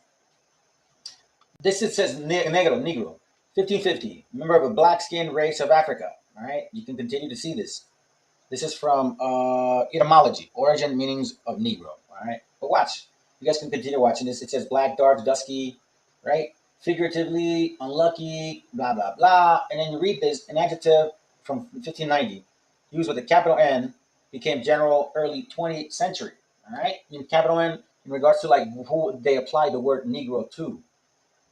Because at first the word Negro was just basically negro, that you were a negro, meaning the white man would call you that because you were dark. Like I have nephews, nieces, like I told y'all, that they're dark. So if there were white people coming from some other country, never seen a dark woman like my niece, Angie, they're going to automatically say, oh, la negra, because they obviously could use that in the derogatory term as well, right? But something happened with this word. Watch this. Professor Booker T. Washington, who, by the way, is a so-called white man, in case you so-called blacks don't realize this. This is a so-called white man. His father is a so-called white man. Being politely interrogated as to whether Negroes, with the OES, ought to be called Negroes, or members of the colored race, right? I'm sorry, let me read it again so you guys can understand what I'm talking about. Being politely interrogated. So they're asking this brother, this guy, he's asking him a question as to whether Negroes ought to be called Negroes, or members of the colored race. He replies, that it has long been his own practice to write and speak of members of his race as Negroes, and when using the term Negro as a race, designation to employ the capital N. So as you can see, this person used the term Negro, which is technically color negro, meaning black, right? Not African, not Negroid, but he used the term Negro to then apply to the so-called blacks. Which, by the way, this man is not a so-called black man. He is a so-called white man. If you base it on Numbers 118. I got more. Because you'll see where all of this becomes really awkward. In English language, negro, I'm going to say it in Spanish, negro is a term historically used to denote persons considered to be of African heritage, right? The word negro means the color black in both Spanish and Portuguese. That's exactly what it means. So now, if I leave it there, yeah, you see that, man? It's offensive. No, but listen to this. Watch what it says here. It says negro superseded colored as the most polite word for African Americans at a time when black was considered more offensive. Negro, right? Because of the color. In 17th century, the term negro had been also, according to one historian, funny that he says that, but let's continue, used to describe Native Americans. So the color negro used to describe Native Americans, but then something happened. John Belton O'Neill, the Negro Law of South Carolina. The term negro is confined to slaves, African, ancient Berbers. We'll touch on that later. The ancient descendants. Okay? What is this Negro Law? This Negro Law, it says that it's, here it goes. As slaves may, by the consent of his master, acquire and hold personal property. It's a law basically allowing so-called slaves to what? To buy land, but still be considered slaves. That's where this so-called law comes from, right? So as you can see, something's going on here. Because now all of a sudden, the term Negro is confined to the enslaved Africans. Why? Right? Watch this real quick. This is from Exploration in Ethnic Studies. All right. So as you can see, by the way, this law is in 1848. Okay.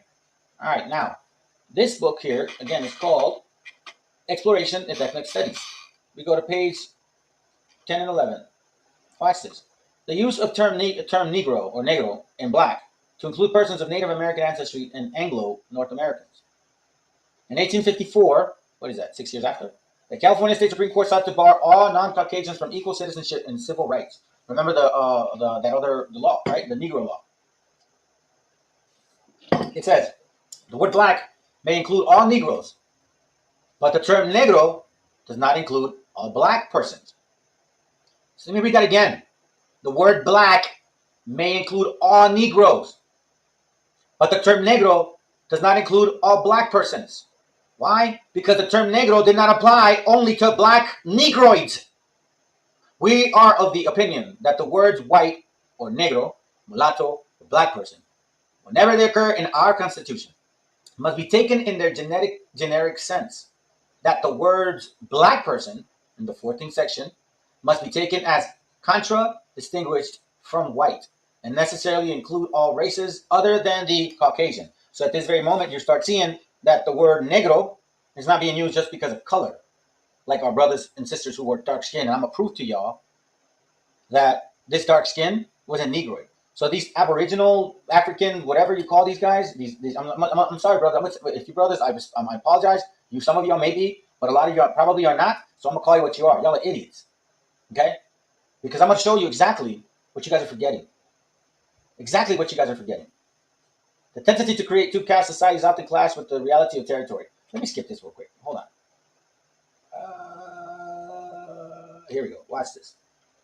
The possibility that Native Americans were quite commonly called Negroes is very much supported by Portuguese usage. During the colonial period, Brazilian Indians were repeatedly referred to as Negros, or as Negros de terra, Negros da terra, Negroes of the land. A great many examples from 16th and later centuries are cited by George Frederici in his analysis of Portuguese sources. Let's see, it says, perhaps by doing so, the intent was no other than to induce in them the belief that by their origins they had been destined to be slaves of, watch this, among the regrettable practices which have resulted in the disparagement of Indians. One prime abuse is the unjustifiable and scandalous practice of calling them Negroes. Perhaps by doing so, the intent was no other than to induce them to believe that their origin, they had been destined to be slaves of whites, as is generally conceded to be the case of blacks from the coast of Africa. Directors will not permit hence that anybody may refer to an Indian as a Negro. Let me read that again. The directors will not permit henceforth that anybody may refer to Indian as a Negro, nor that they themselves use this epithet among themselves as is currently the case. So you guys can read this if you want. And you'll see right here, look, called preto or prieto. Watch. Then so far the term Negro became synonymous with slaves and servile status, which is true. In South America or in Central America or in Mexico, the color is a status. It's very true. It lost its specific color reference and became a general term of abuse. Darker people preferring to be called preto or prieto as a result. It is highly likely that the Spaniards also referred to slaves generally as Negroes in the Caribbean, and the Dutch took over the same general practice, since Negro and Nerger were not Dutch words and had no immediate equivalent except thwart, donker, or brun. A Dutch-French-Spanish dictionary in 1630 had the following entry for Spanish Negro. You guys can read this, guys. It is making perfect sense as to where I'm going. Okay? So now, let me close this up. Close this up. Okay? So now I'm going to show y'all something real quick. Because if you really think that the term Negro or Negro is not hijacked at this point, then I don't know what y'all thinking. Every time you see a movie, you hear Negro, you relate to a so-called black or so-called African American or so-called African. You never in the right mind would consider that that's what they used to call us. But there's a reason why. And we didn't look like the Africans. I'm going to show you. This ain't hate. This ain't racist talk. This is real talk. These are facts. Because this is what these camps say to the so-called white man. And I'm not a defender of him either. I defend my people. Because true and true, after so much research, there's no denying. Lord willing, after today, y'all can also feel the same way. All right? I'm going to show you how this is just real quick. Let me not lose it. I just added. Where are you? Oh, here it goes. This is from a book called Words and Phrases Origin Code, right? There you see it right there. Words and Revised and Phrases, okay? There's a word, it says nigger, N-word, when used by white persons. You guys can read that, like negro, right? But watch this. Nigger has also been an offensive derogatory term applied to Indians as well as blacks. Okay, the N-word, they call it. So as you can see, negro or the word nigger was used towards our people. Okay? I'm not calling anybody that. I'm telling you that's what they called us. All right? So YouTube, don't block me, man. This is all educational purposes. So now let's get back into scriptures. So now what's the point of all this, man? Like I said, search our fathers, right? So now I want to make sure that we don't forget where this term Negro came from, because we're going to find out exactly what went on. Genesis 11 and 10. These are the generations of Shem. Shem was 100 years old and begat Arphaxad 2 years after the flood. So here we see the lineage of Shem, okay? Because again, we're going to go to find out who our fathers are. Because I'm going to tell you something. Yahushua is not our forefather. He's not our forefather. He didn't have a child. He cannot be our forefather. Who is our forefather? Adam, Noah, right? Shem, Abraham, Isaac, and Jacob. I'm going to go back to my fathers and find out who we are and where we came from. Shem, we see, right? The descendants of Shem. You guys can read this chapter. And then he mentions several of his sons. He mentions also in verse 23, and Sarad lived after he begot Nahor 200 years, and begot sons and daughters, and Nahor lived 920 years, and begot Terah. And Nahor lived after he begot Terah 109 years, and begot sons and daughters. Terah lived 70 years, and begot Abram, Nahor, and Haran. All right? So now we see here that Terah had Abram. Let's go to chapter 14. Chapter 14, verse 13, and it reads, and there came one that had escaped and told Abram the Hebrew. Okay? Told Abram the Hebrew. Remember that. They called Abram the Hebrew. So now, my question is this. Has Abram been called yet?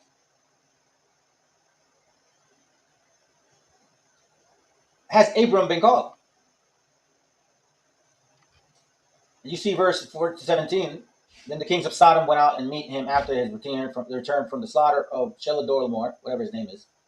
You guys can read this, right? Verse 18. And Melchizedek, king of Salem, brought forth bread and wine, and he was a priest of the Most High. And he blessed him and said, blessed be Abram of the Most High God, possessor of heaven and earth. And blessed be the Most High God, which hath delivered thine enemies into thy hand. Right? So now we see that Abram, at this point, is being blessed by who? Melchizedek. Right? So now let's go to Genesis 14. Genesis 11:26. We'll go back. Genesis 11:26. And Terah lived 70 years and begot Abram, Nahor, and Haran. Okay? So, again, has Abram received the covenant yet? Right? Genesis 11:15, it reads, Salah lived after he begot Eber 403 years and begot sons and daughters. So as you can see now, we get a little bit more clarity again as to who these guys are. The lineage of Abraham. The forefathers of Abraham, or the forefathers of Abram. Let's not forget that.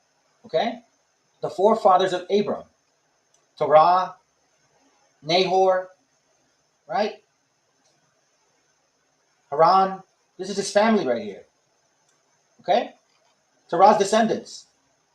These are the generations of Terah. Mentions them again. Okay? Let's go to chapter 28. Verse 28. And Haran died before his father Terah in the land of his nativity, in the of the Chaldees. So here we find out that Terah is from the land of the Chaldees. Right? It didn't say from the land of Africa. From the land of the Chaldees. That's his nativity. Okay? Now, who did Abraham marry? Verse 29. And Nahor took them wives, and the name of Abram's wife was Sarai, and the name of Nahor's wife was wife Milcah, the daughter of Haran, the father of Milcah, the father of Ishka. You see, in case y'all don't know this, these are all cousins. Yeah, they're cousins, which is not uncommon, especially now in those nations. Afghanistan, Pakistan, Iraq, Iran, Uzbekistan, all those nations, it was not uncommon. Even, in case some of that you'll know, even in Mexico, it was not uncommon. All right? And it says, in the days of Terah were 205 years, and Terah died in Haran. Okay? So remember the of the Chaldees. Now, from what I found is it's accepted among scholars, that's what I've been finding, that the Chaldea is the name of whole Babylonia. Okay? So just remember, keep that in mind.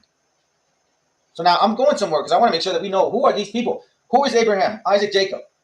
And who did they marry?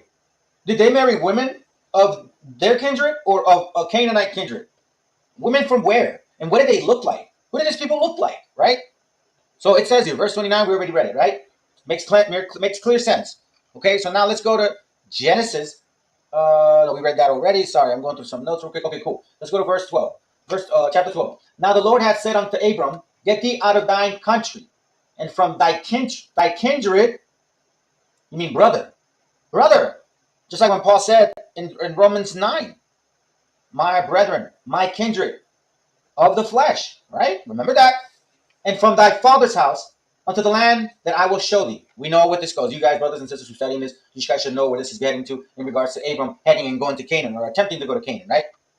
So now, remember it says you're out of thy country, from thy kindred. So remember who their kindreds are. Who are the kindreds? Let's not forget. Let's go to Nehemiah real quick just to kind of get a reference here, or a refreshing. Nehemiah 9:7. Watch what it says. Thou art the Lord the God, who did choose Abram, and brought him forth out of of the Chaldees, and gave him the name Abraham. You see what it says here? And chose Abram out of the of the Chaldees. So Abram came out of this area. Genesis 12:9. It says, and Abram sojourned going on towards the south. Right? Towards the south. So where's he heading? Let's go to chapter 17, verse 9. It says here, and God said unto Abram, thou shalt keep my covenant, therefore, thou and thy seed after thee in their generations. Here's we're starting to see something, right? This is my covenant, which ye shall keep, brethren, between me and you and thy seed after thee. Every man child among you shall be circumcised. You see this, guys? So I'm not debating that the covenant pertains to only Israel. Not at all. What I'm suggesting is that Abram was chosen out of the Chaldees, out of the Chaldeans, out of these people. Who are these people? Well, let's continue. All right. So now let's go Genesis 9. Let's go to Genesis 15. I believe this is what I got. Let's see. Genesis 15. It said, and God said unto Abram, as for Sarai, thy wife, thou shalt not call her Sarai, but Sarah shall her name be. Okay. Now it says, verse 17. And then Abram fell upon his face and laughed and said in his heart, shall a child be born unto him that is 100 years old, and shall Sarah that is 90 years old bear? So now basically, right, Abraham is given the covenant and the promise of a seed, of a child, but he's such an age, like, dude, what am I going to do? I'm not going to have no children. Are you kidding me? I'm not old. Okay? So now we're setting this up to make sure that we understand who did Abraham marry? You guys are forgetting? In case you forgot, because I'm going fast. Genesis 11:29. It reads, and Abram and Nahor took them wives. The name of Abram's wife was Sarai, and the name of Nahor's wife Milcah, the daughter of Haran, the father of Milcah and the father of Ishka. These women were from the Chaldees. And Terah took Abram his son, and Lot the son of Haran, and his son, and Sarai his daughter-in-law, and his son and Abram's wife, and they went forth with them from Ur of the Chaldees into the land of Canaan. And they came unto Haran and dwelt there. So as you can see, that Sarai is from the Chaldees. Okay, Genesis 17:17. Don't forget. Then Abram fell upon his face. No, we already talked about that. All right, so now, verse 18 says, and Abram said unto God, is that Ishmael might live before thee? So now I want to bring this up, and I should get more detail into it, but my point is just establishing who are these people, right? So we do know that Ishmael was a son of who? Abram. Through who? Hagar, right? And Hagar was a what? A Canaanite. Okay? So now, let me show y'all something real quick. Now, you know what? I'll just keep going. Now, let's find out about Isaac.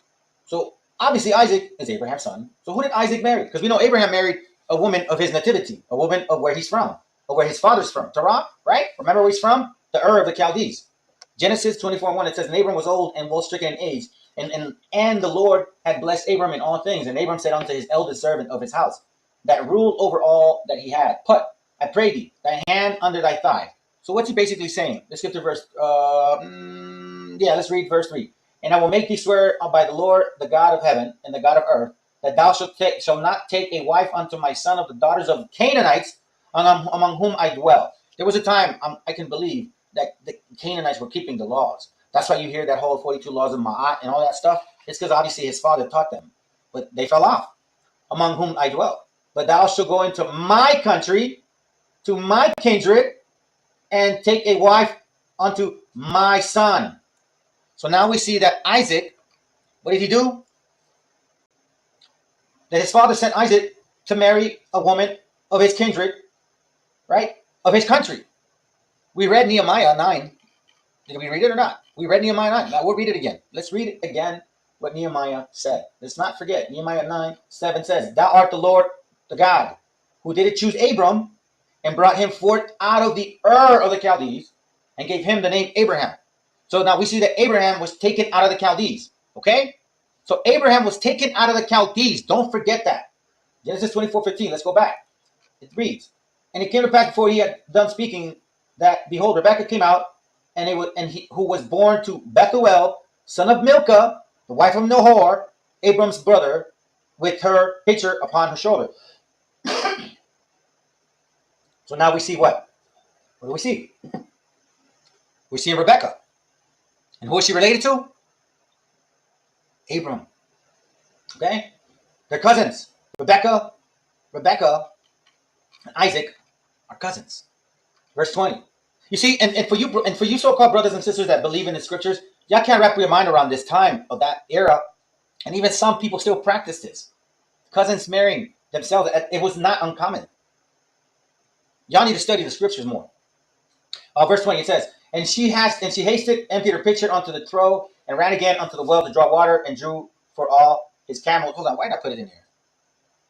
Genesis 20. Oh, that's right. Genesis 25 and verse 20. Watch this. Okay, so remember, Rebekah is what? From Bethuel, right? The born of Bethuel, son of Milcah, wife of Nahor. Abram's brother. All right. So she's related to who? Isaac. All right. Genesis 25 and 20, and it reads, and Isaac was 40 years old when he took Rebekah, the wife, the daughter of Bethuel, the Syrian of the Padanaram, the sister of Laban, the Syrian. The Syrian, right? Let me continue because I'm going to show y'all something. Genesis 27, verse 46. Because it happens again. It says, Rebekah and said to Isaac, I am weary of my life because of the daughter of Heth. If Jacob take a wife of the daughters of Heth, such as these which are of the daughters of the land, what good shall my life do me? So now we see Rebekah saying she doesn't want who? Jacob to marry daughters of Heth, women of Canaan. Okay? Remember that. Now, I'm going to read something to y'all. Verse 28. And Isaac called Jacob and blessed him and charged him and said unto him, thou shalt not take the wife of the daughters of Canaan. Arise, go to Padanaram. We read that again. To the house of Bethuel, thy mother's father, and take thee a wife from thence of the daughters of Laban, thy mother's brother. So again, now we see Abraham married a kindred of him. Isaac married a kindred of him. Jacob married a kindred of him. From where? From Padam Aram. So now I'm going to show y'all something. I'm going to show you guys something real quick. This is important. We gotta dissect the scriptures, right? Genesis 48. Sorry. Genesis. Oh, come on, guys. Genesis 48. Genesis 48. Watch what it reads. It says, and as for me, when I came from Padan, Rachel died by me in the land of Canaan, in the way, but yet there was but little to come unto Ephraim. But the point being is here. And as for me, when I came from Padam. So what's Padam mean? So it's H6307, right? This is from the Blue Letter Bible. Padam means what? Field, region, plain, right? Land. Padam means land. Look, right? Plateau. Okay? That's what it means. So they're saying go back to this land called Padam, and then it says what? Aram, right? So what does that word mean? Genesis 22. Genesis 22 and 20 reads this. Well, first of all, let me read it. And it came to pass after these things that I was told Abraham, which, behold, Milcah, she had also borne children unto thy... Wait, this is not it. 22:20? Oh, yeah. Verse 21. My apologies, brothers. And it says here, Huz is firstborn, and Buz is brother, and Kubiel and father of Aram. Right? Remember the name Aram, because we're going to see it again. So what does Aram mean? H758. Aram means Aramean, exalted, Syrian nation, Aramaean people, right? The fifth son of Shem, grandson of Nahor. So Padam Aram means the land of the Aramaic people.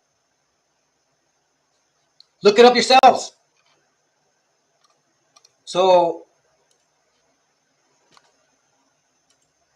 this right here, right, for the purpose of understanding, you see this Aram, right? Aram is right here. Watch this. You see that? It says the Chaldees, Chaldea, Aram, Syria, all of this area. All right, it's talking about people in all of this area. Okay, Padam, the place of Aram, means what? Basically, this is an area where you find the Aramaic language, or some people, which I found, they call it square script Hebrew in some areas. I don't know if they call it Ur or something like that. And again, Padam Aram is right now in where? In Iraq. Now, let's go back. Let's go back. Genesis 28.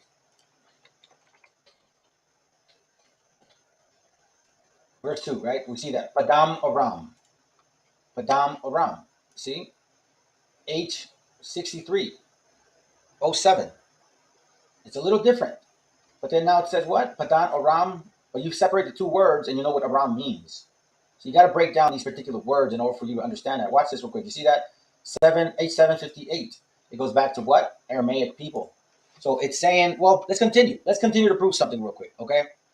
Now, let me go back to this over here because we don't need to use the concordance anymore. Next I need to, I'll go back to it. Genesis 29. It says, verse 5. And he said unto them, know ye Laban, the son of Nahor? And they said, we know him. Who is this? This is Jacob, right? Verse 6. And he said unto them, is he well? And they said, he is well. And behold, Rachel, his daughter, cometh with the sheep. And then verse 10, I'm sorry, it says, and it came to, verse 10. And it came to pass when Jacob saw Rachel, the daughter of Laban, his mother's brother, and the sheep of Laban, his mother's brother, that Jacob went near and rolled a stone from the well mouth and watered the flock of Laban's mother's brother. And Jacob kissed Rachel and lifted up his voice and wept. So as you can see, Rachel was a cousin of who? Jacob. Kindreds. Where? Of the Chaldees. In what region? I showed you the map. I'll show it again. So again, we see that past the Euphrates River. How do I know that? We're going to read it. Past the Euphrates River right there, right? You see the Chaldees. You see the Chaldees, right? And through the this is where Nahor left. Went all the way up to where you see Assyria, above Syria. That's where Haran is. That's where he stopped. Okay? So now, let me bring this up. Okay, Genesis 29 and verse 6. And it reads, sorry. Oh no, I'm past that. Hold on. Sorry, I just skipped back. Let me go back. We saw that. So we see Jacob now, right? We see Jacob and we see Rachel. So far we've proven that Abraham, Isaac, and Jacob. Abraham married who? Sarah. Isaac married who? Rebecca. Jacob married who? Rachel. All of the nativity, all of the Chaldees, all of the Urs of the Chaldees. Remember, he took Abram among certain people. So now let's get a little bit about who we are, right? Judas 5. Watch this real quick, because I'm going to really start making clear sense to this. Because we need to start debunking these, well, I'll say it this way. There are people out there right now that are lying to you so-called Hispanics and Native Indians, of Indian descent. I'm going to prove to y'all why we look a certain way and why we have a connection with the scriptures more than them. History is on our side. Judith 5:5, it says, then said Achior, the captain of the sons of Ammon, let my Lord now hear the word from the mouth of thy servant, and I will declare unto thee the truth concerning these people, meaning the Israelites. It says, let me just skip that, okay? These people are descendant of the Chaldeans, and they sojourned there heretofore in Mesopotamia. Okay? The Chaldeans. The Chaldeans. Remember that? The Chaldeans? So now remember this. Joshua 24. Watch what he says. And Joshua gathered all the tribes of Israel to Shechem and called the elders of Israel for their heads and for the judges and for their officers, and they presented themselves before God. And Joshua said unto all the people, thus saith the Lord of God of Israel, your fathers dwelt on the other side of the flood in the old time, even Terah, the father of Abraham, and the father of Nachor, and they served other gods. So we are descendants of the Chaldeans. Abraham, Isaac, and Jacob. Sarah, Rebecca, and Rachel. They're all from the Chaldeans. They all basically what? Were from a region of people that served other gods. It's very clear. So first of all, let me just say something. Who are these people that they came from? Right? So watch this real quick. First, we need to make sure that we understand that you guys consider maps. We got to look at maps. Remember this, okay? All of this region, right? There was a time where the Assyrians and the Persians were in power. Watch this real quick. I'm going to show you guys this map right here, which gives us an idea of the region. So the Assyrians, no, I don't need to translate. Yeah, you guys, I guess you can. Watch this, the Assyrians, right? Right? You see that? That's control. Pretty much areas where they were in power. All right. Now, let's continue. Now let's look at the Persian Empire. So these are who the Chaldeans came from. In case y'all don't know this.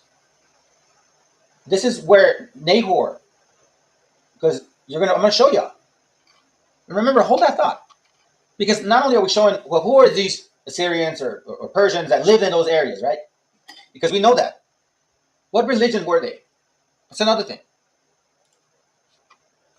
These guys believed in Zoroastrianism. It's an ancient Persian religion. May have originated as early as 4,000 years ago. Some of y'all may actually have heard of this. You guys can read this if you want. Thehistory.com, right? Let me show y'all something real quick too. Zoroastrianism. It's a monotheistic faith established by the Persian prophet Zoroaster, also given by Zarathustra. Okay? A religion also known as you can see that, ancient Persian religion, pantheons, yada, yada, yada. Okay? So you guys can see this, the religion of these people. You got to obviously know that it's important to understand who they are. Because if you're saying the Chaldeans of the other side, well, then the other side is basically, I mean, it's the other side of Euphrates. You're talking about Assyrian, Persian empires. They covered all those areas. Today is what? Pakistan? Uzbekistan? Bangladesh? Afghanistan? Pakistan? What? India? A lot of it, right? So again, who exactly were these people of the Chaldees? Watch this real quick. This is from a book called Anacalypsis. I'll bring it here. And this is page 85. Watch what it reads. Watch what it reads. You guys be the judges. The Persians, this is page 85. The Persians also claim Ibrahim, an example, Abraham, for their founder, as well as the Jews. Thus we see that according to all ancient history, the Persians, the Jews, and the Arabians are descendants of Abraham, which we know that. We can basically see that in the scriptures. But Abraham was not merely the founder of the Persians, but various authors assert that he was the great magician at the head of the Magi. That is, he was at the head of priesthood, as our king is. Now, I know that you guys may be thinking I'm flipping out. I'm not. Remember, keep this in mind, that he came from who? From the Urs of the Chaldeans. What was he doing? They served other gods. Joshua 24, right? And then Judith 5 says, the descendants of Chaldees. Watch what it says. It says here, as our king is, and as the Persian kings always were, and as the Roman emperors found it necessary to become a later. No doubt a sound wise policy. His descendants, Jacob, for instance, continued to occupy the same station. All right?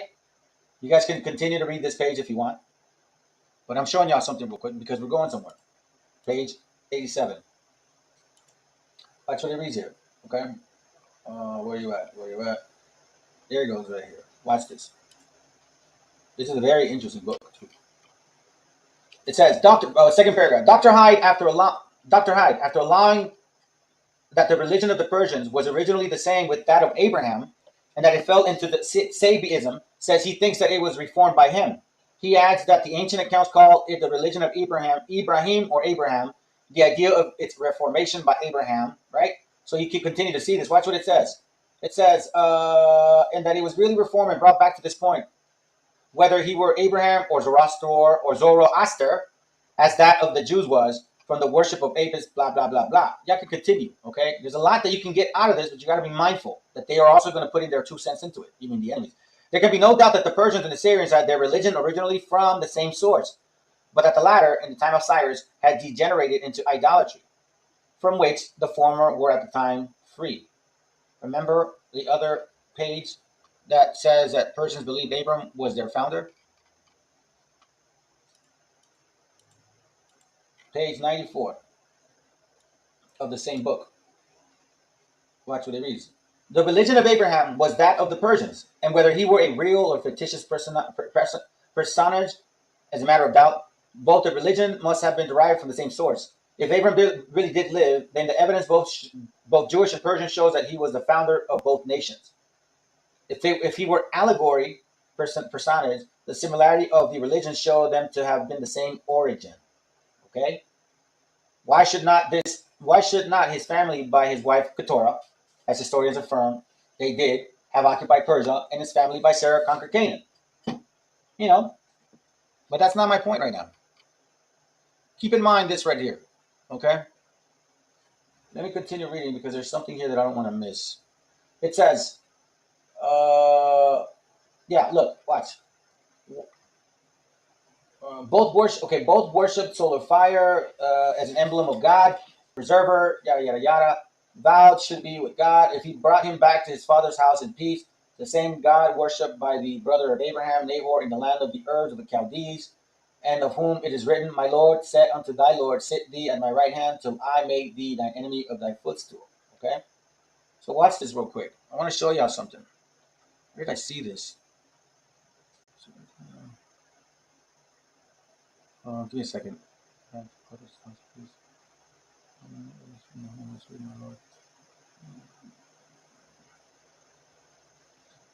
Okay, made a covenant.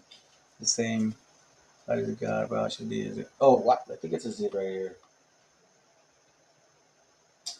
I thought I had seen something in this page, and I wanted to bring it to attention to you guys, but we'll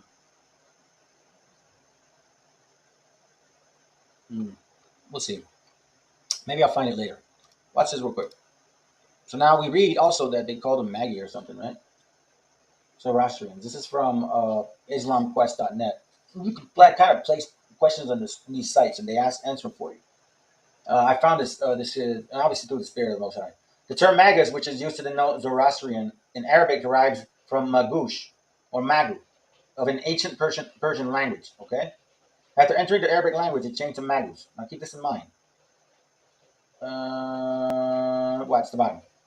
Avesta is a book of the Zoroastrians, which literally means foundation, basis, and scripture. This book has been written in the Avestian language, which belongs to the ancient Persians and shares the same root as the Pahlavi and Sanskrit. Remember that word. In addition to the Avesta, Zoroastrians have a tafsir by the name of Sandravesta. Okay? So now we see that the Zoroastrians have somewhat of a connection with Sanskrit. And Sanskrit, you're like, Sanskrit? Okay. Watch this real quick.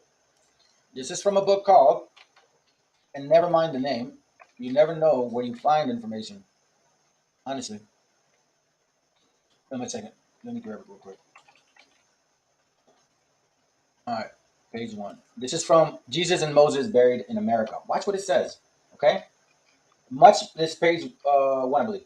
Much before the birth of Jesus, Jerusalem was colonized and dominated by India. Wow, you hear that? The India we lost by Paramesh Shudrihi. Why do the Jews come so close to the Indians or the Hindus? This answer lies in the fact that the whole Bible land, not only Israel and Palestine, was colonized by the Indians, from Kashmir to Palestine.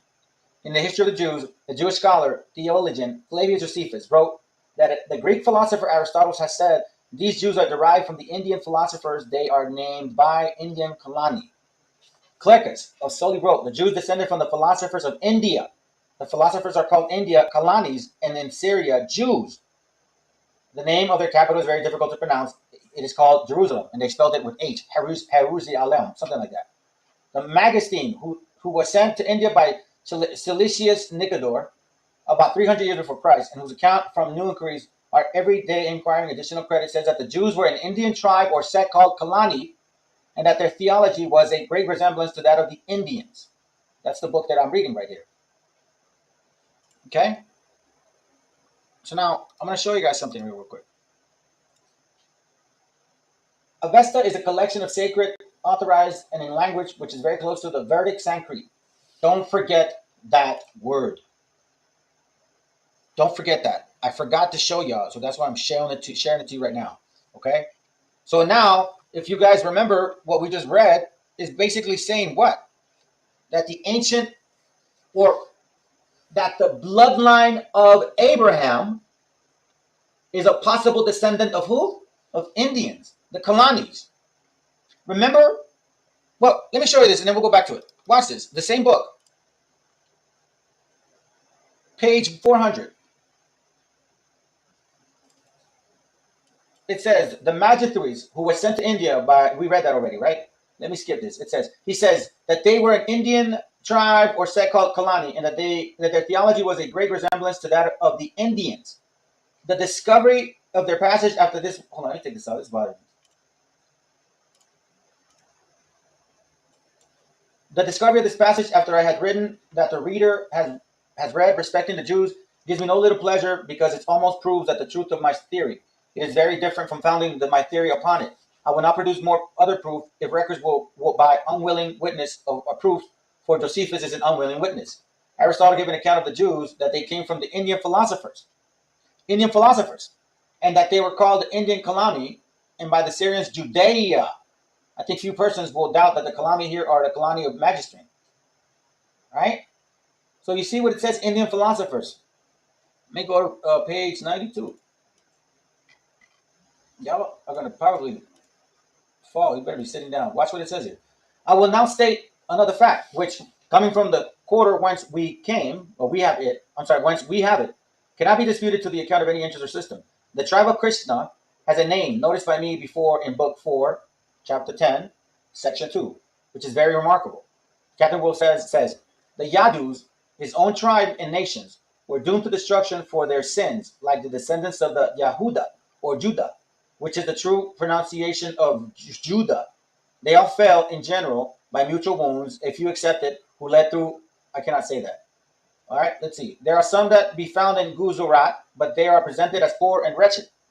Mr. Maurice says that the Yadavas were the most venerable immigrants from India. They were the blameless P.O.'s Ethiopians. I'm going to prove a point why they call them that. And whom Homer mentions and calls the remotest of mankind. Part of them, says the old Hindu writer, remained in this country. And hence we read 2 Ethiopian nations. So it says here that the Ethiopians came out of who? Or these Ethiopians came out of the Hindus. Because it says remain in this country. Part of them, say the writers, remained in this country. So some of them left, of the Yadavas, and some of them stayed. Hence, we read 2 Ethiopian nations, the Western and Oriental, and that's very true. It's very true. I looked it up. It says, and some of them live as far as east, and they are the Yadavas who stayed in India, while others reside as far as the west, who stayed in India. So now, it kind of begs the question. The Ethiopians, they do not look like the so-called Africans at all. They're the only tribe that I noticed that they don't look like them. They kind of look more like a mixture of Arabs and blacks, so to speak, right? But see, in this case, they identify them as 2 Ethiopians. Now, Ethiopian means basically what? Burnt face or dark face. But why are these 2 countries identified as that? Why don't they just call them Africans? Think about that for a moment. I'm going to show you something.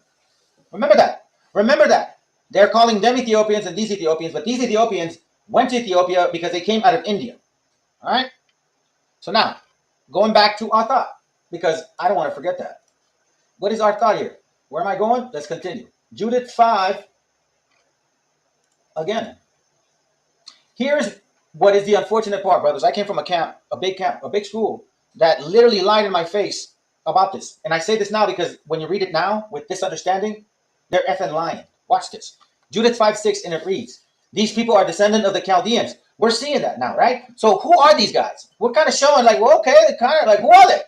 And they sojourned there heretofore in Mesopotamia because they would not follow the gods of their fathers, which were in the land of Chaldee. So these Chaldeans, these people that are being identified by Achior, right? Not all of them, but these people that descend from the Chaldeans, a group of people, right? They left Mesopotamia because they would not follow the gods of what? Of their fathers. For they left the ways of their ancestors and worshiped the God of heaven, meaning Yahweh, the God whom they knew. So they cast them out from the face of their gods. And they fled into Mesopotamia and sojourned there many days. Clearly showing that the Chaldeans, right, worshipped many gods. That's where Abraham came from. Because they left their ancestors and worshiped Yahweh. Abraham, Isaac, Jacob, Sarah, Rebecca, and Rachel. All from those areas. All of them. Not from Africa. Not from Ham. Not from Cush. Not from the Hittite or Hittite. No. From the Chaldees, from the earth. From a particular ancestors, right? That worshipped other gods. So God, Yahweh, chose Abraham out of these people to what? To give us the law, statutes, and commandments. Now, I'm going to tell you something. These camps showed me like this. And it says, the Chaldeans, right? Verse 8. For they left the way of their ancestors and worshiped the God of heaven. You see, brother? For they left the way of the Chaldeans. Of the land of the Chaldeans. That's how they said it. There's videos out there. I'll prove it. They have not brought this stuff out. They don't want to talk about Abraham because this will then destroy the color doctrine and the damn wicked ass black image of that so-called Christ. Y'all need to start paying real close attention to what I'm reading to you guys right now. Verse 8 again, for they left the way of their ancestors and worshiped the God of heaven. Verse 7, they sojourned here to Mesopotamia because they would not follow the God of their fathers. So who are these people that Abraham came out of? I'll show you something. Hold on. Oh, wait, no. Let me make sure that I have my all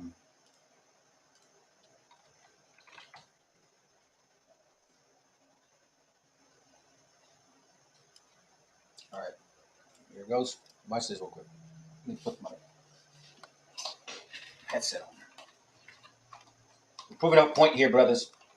We're proving a point here, brothers and sisters, and by the end of the class, y'all are going to see exactly what this all means.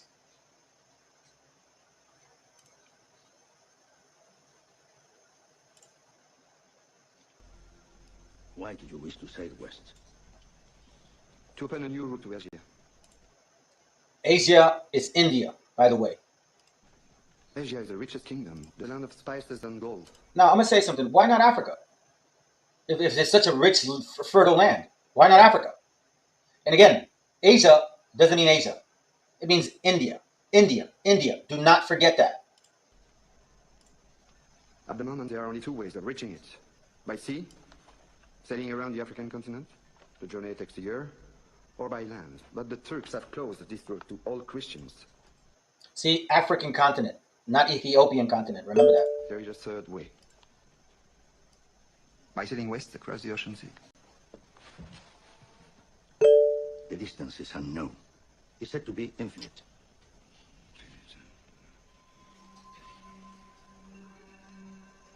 Superstition. I believe the Indies are no more than 750 leagues west of the Canary Islands. Can't you be so certain? The calculations of Toscanelli, Marin de Tir, Esdras. Esdras is a Jew. So what's worse? 2 minutes, and already you're a dead man. For telling the truth? Yes. We are burning people for less. The men you're about to confront have no emotion. So remember that video. Very famous, right? So very famous. So let's take it for face value. Let's just say now that when Christopher Columbus came, the damn heathen, right? Today we celebrate whatever. This is from, I don't know, some website. It says, in 1482, Christopher Columbus landing in the Bahamas changed the world forever. It helped establish the route between North America and Europe. It says here, Columbus brought Luis de Torres, interpreter of him during the flight. De Torres spoke Hebrew, Aramaic, Aram, Spanish, Portuguese, Latin, and some Arabic, right? Because he expected to encounter Asians. So if it's really like the Moabites, right? Why would he need to speak Hebrew, Aramaic, Spanish, Portuguese, French, Latin, or Arabic? Wouldn't it be like Cantonese or what's the other one? Mandarin, right? So remember that. Now, also this. So look, what I'm trying to point out here, guys, is kind of obvious. But if you ain't getting it, then I don't know. But eventually you're going to get it. Why are Native Americans called Indians? The term Indians, as applied to Native Americans or the indigenous people of America, is thought to have originated in the misconception on the part of Europeans who arrived in Central America in 1492. Since Christopher Columbus began his journey to the America with the intent of finding an alternative route to South Asia, India, he is said to have assumed that the people he came in contact with upon reaching land were Indians. Why? Why do you think? Because we resemble the people of India. You don't believe it? Take a look. This is a sister of ours, Joven India Gayon de El Cerrito. So you see these Aboriginal Africans that they so-called black people were here originally, and they use pictures like these to say that this is the proof. Well, who looks like this? What nation of people also look like this? The people of India. Now, I'm not saying anything in regards to the people of India or Israelites. Y'all make the decision on that. I'm going to show you some maps. But what I'm saying is that who did Abraham originate from? From what area? From what people? So as you can see, these people so far, they look Arabic. They look like the so-called Chaldeans, the Arabians, dark-skinned ones too, or the people from India. But not African. Remember the term negro? They would have called my sister right here, la jovencita de Gallon, they would have called her negrita or prieta. A derogatory term from a so-called white man would have said, es una negrita. But the aboriginals of Africa or America, the so-called, they would use this picture and say, you see, black people were here before you guys. You guys are Mongoloids. And that is from the One West doctrine, because these people here are accepted among them. They're not being called Canaanites among themselves. They're allowed to call the Northern Kingdom so-called heathens, wetbacks, pigs. Even they do it within themselves. Anyways, let's continue. Let's go more proof, because you know what? History is on our side. That's a fact. History is on our side. And this is all thanks to my brothers, who I really, sincerely have a lot of love for. My beloved brothers. One from Facebook, and then the other one from, give me a second, from Historia. Yeah, I'll show you. This is from my beloved brother right here. You know who this brother is. Los indios somos israelitas. Historia de México. Watch what it says. Pero si estos Philistines, son ingeniosos, no lo son menos las que corresponden a las lenguas quechua y aymara que proceden del hebreo y del caldeo. Chaldean.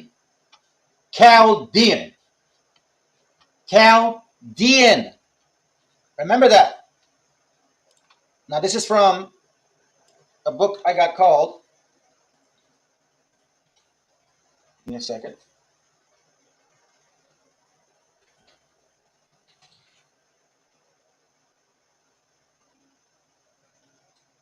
Oh, here it goes. Page. What page am I looking for? Page 26. Watch this real quick. This is from India Once Ruled America. Watch what it says. No, I'm not going to show that one just yet. I got another one to. Let me do this one. I'm trying to establish something. I don't want to give you guys too much and all of a sudden confuse y'all. Let me see if I can get it. Hold on. No, that's not it. Nope.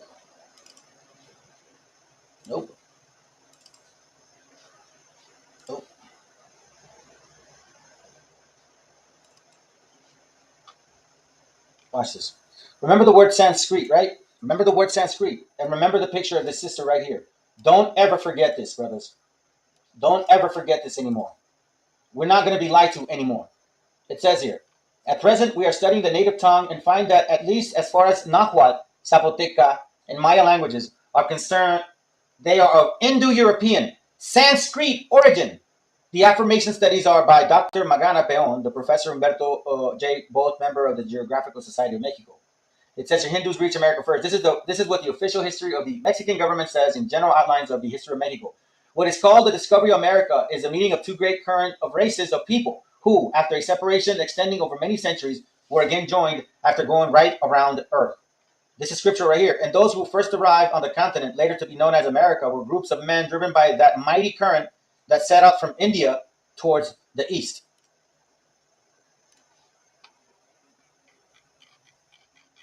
Look at this woman right here. India Gayon. But I'm going to leave this one for the sake. A beautiful sister of ours. Beautiful sister of ours. Okay? Let's continue. Because I'm not done. I'm just getting started. All right? So we saw this particular example. Now watch this real quick. I want to make sure that you guys understand. Because we're not going to miss anything. Sanskrito. Right? I'm going to translate it. Oh, that's what I was missing. Hold on. So we saw Sanskrit, right? Let's just real quick. Let's not forget.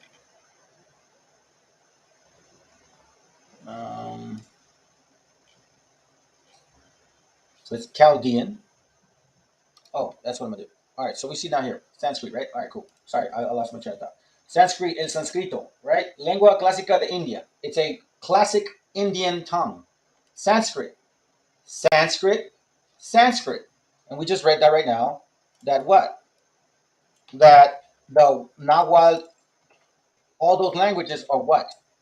They have a Sanskrit, Indo-European. Watch this real quick.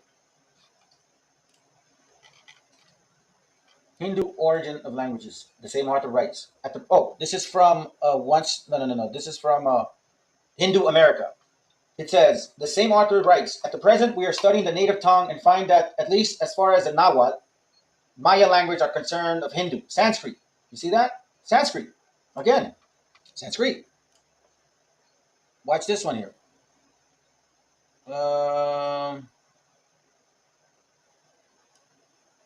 Let's see if I can get this one here.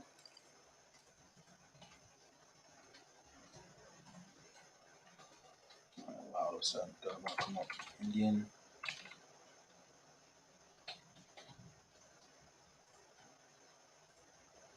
Give me a second, brothers. Let me just pull them up like this. Let's see. Hold on.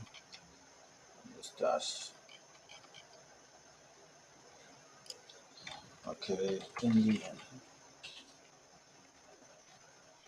Give me a second. Why is it not coming up now? Hold on. Okay, America. So we saw page 5.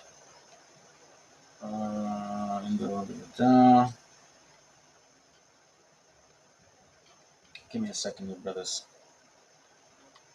And Indians ones. Okay, cool. Damn, that's crazy. Hold on, dude.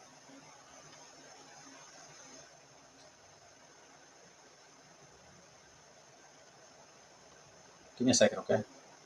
I'm looking for this. Here it goes. I think I found it. All right, so we got page boom.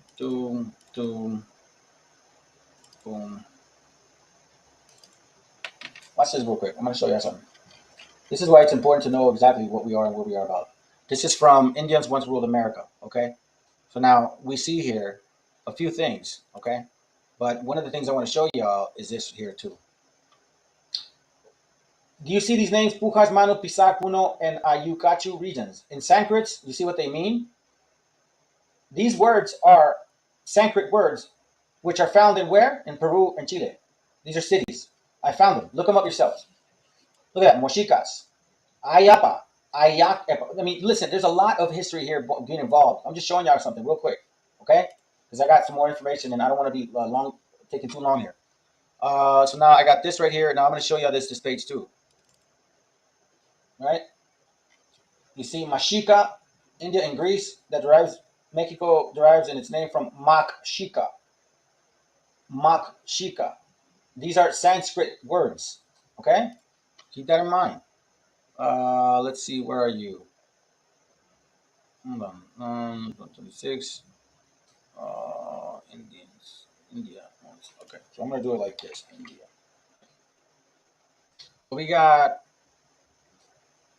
page 124. We read that. We read that. Yeah, we read that already. That's not a problem. Okay. And then now this one. Watch this real quick.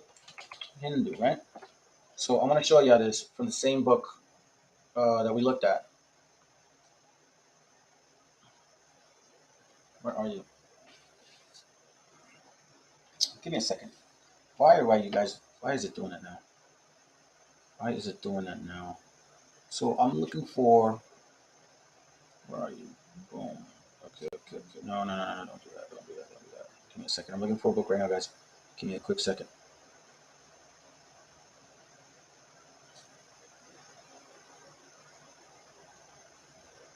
Okay, here it goes. Watch this. I'm going to send it to myself real quick, and then I want to show y'all. All right, bear with me, brothers. Please. I'm almost done. Okay. This right here. Okay, now I'm going to take it over here. Yeah. Watch this real quick, guys.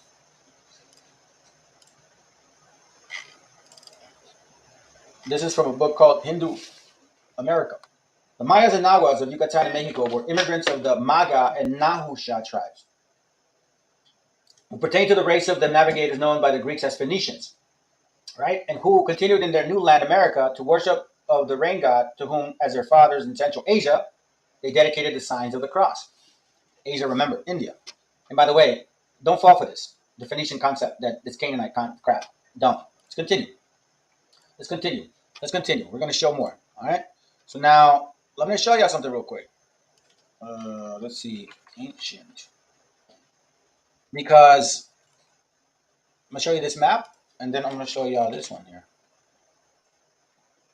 You see, before, when I first saw this map, I couldn't see. It was very blurry. But all praises to the Most High that it's not blurry because of the one I found. I found the book, okay? But now when I first saw this and they first showed it to me, they were saying that all of these areas here are African, so-called tribes that are Jews, so-called black people that are Jews. Okay, that's what they said. But they forgot to leave this out. White Libyan dynasty, founded among the Negro about 620 AD of Yemen. The Yemen is just Yemenites, Jewish influence. Right? They didn't tell me that. Jewish kingdom of Granada, white Libyans, Berbers. The kingdom occupied the great lowlands connecting the coastal caravans of the upper Niger. Jews were, right? You can see that. Jewish king, Jewish trade, Jewish, Hebrewisms of West Africa. You know what? That book that they used, like, oh, you see it proved, but that actual book destroys them if you really read it. Don't read it in parts. Look what it says here. Mile by north from the much later Timbuktu, 70 miles northwest. You know where Timbuktu is? Right here, right? But look at this. A white Libyan dynasty is right there. Now, one thing I noticed is you don't see any synagogues here. But you see this a lot. Philistines. Well, guess what? When you can't see this and blurry and you're in class and you believe them, watch what it says. Present population driven from, I don't know where, Saddam or something, by Muslim, blah, blah, blah, blah. Parthians to Alexandria, though Berbers, intermediators, old Phoenicians, Minians, right? Watch it. The Minian Philistines. The compilers of Genesis 10:14 knew that the Philistines and other Cretans were in oasis strongholds, equator or controlled by Egypt. Cashlum, out of which came Philistine, and Caphron. It is not possible in so a small map, this one, right, to show all the surviving Philistine communities. Canaanite communities. So now check this out. Okay, fine. You want to say that this is who they are? Okay, these are Israelites? Fine. Okay, but why don't you show us this? Why hide that? Why hide this in the same map? In the same map that y'all go use it. You guys hide this. You don't show this. And then why not tell us about this here? Ancient trade routes from the city of Medes. You can see that there are several people in India, Arabia, right? After the Euphrates River, in the Chaldeans. You see them, several synagogues. Jewish, right here. There's one. Jewish, right? Okay. But watch this. Beni Israel. Black Jews. I'm not running away from this at all. Black Jews, but it's not black African Jews. It's color of people, dark skin. And guess what? Look, it says here, Phoenicians too. Now, what's the interesting part? There's synagogues all the way up in Asia. Synagogues. Mongol Jews. Genghis Khan had Jewish Mongol troops. You can see this. Look. Damascus. This is the Euphrates. Why hide this from us? If you guys are about the truth. That's one thing that I don't understand. Why hide it? See. Watch this real quick. I'm going to show y'all something.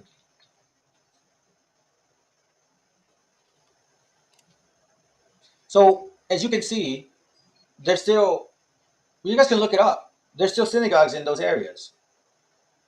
Okay? Let me go back to this book here. I think, what is it saying? Oh, watch this, guys. When the Spaniards arrived in Yucatan, they found an immense number of gods being worshipped. Essentially, the great god was rain god Chak. With him marched Indra, maize god. Watch this. Hinduism and Brahmanism, but from Buddhism as well. These are cultures that came from the Brahmins, meaning who? The Chaldeans. The people of who? Abraham.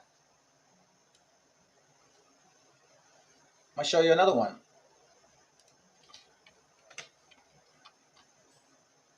Same book. Aztecs came from abroad, Moctezuma. The Aztecs, emperor of Mexico, informed Cortez the invaders that his ancestors had been conducted to Mexico by a ruler whose vessel they were, and who's been having established them as a colony, returned to his native land in the east, the land of the sun. This refutes the Americanist theory that Aztecs culture was an American origin. All right. Now I'm going to show y'all something real quick. I'm going to show you guys something.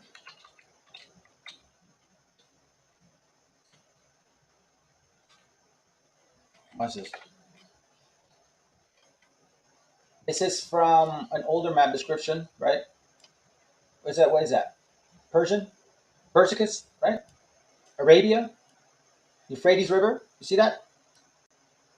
What's that word? Ayaman? Are you guys familiar with that word? Venezuela originally. Area of the Hirahara and the Ayaman. Ayaman have traits in common with communities originated from cultural areas. Hirahara and Ayaman of the past. More. Ayaman language. Ayaman was a Hirahara language once spoken in Venezuela. Right? But remember the map?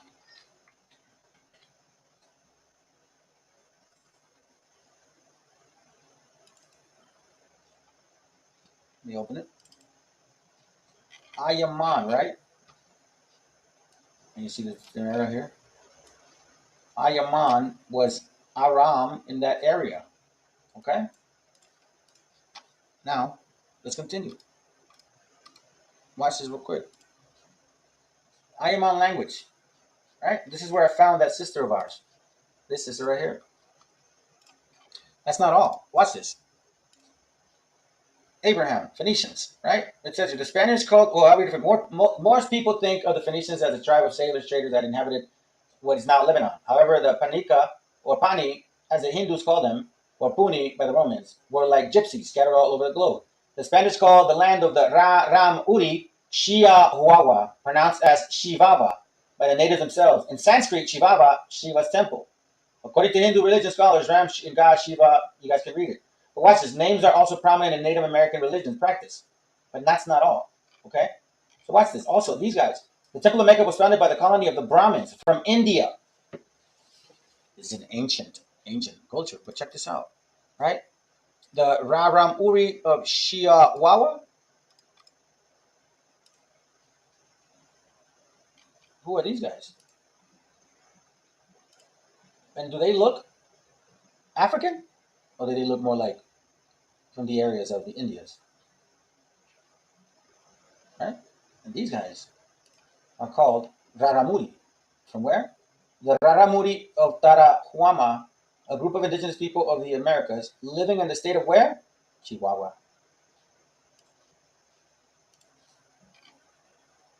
The Spanish call them, these people from India, Raramuri Chihuahua. Shiva and Yaz, the same. Once we read the Bible, the name is prominent in Native Americans. Watch this real quick.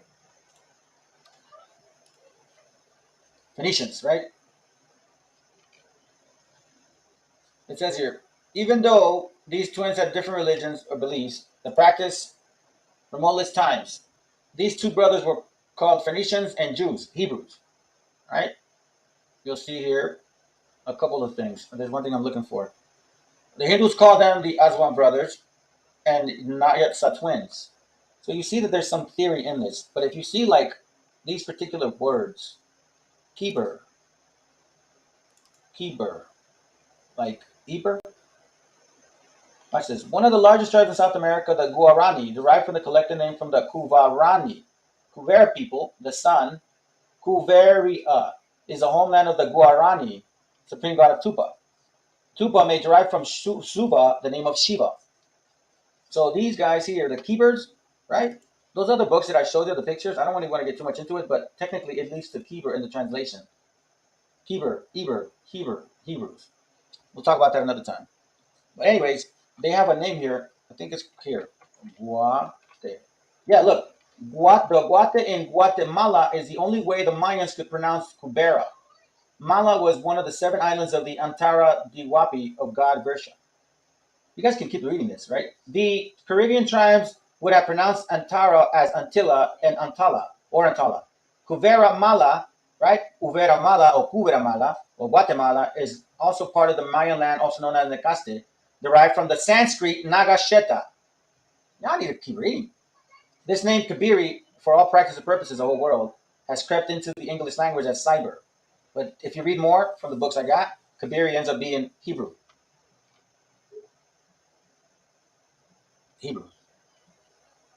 Now, I'm going to show y'all something.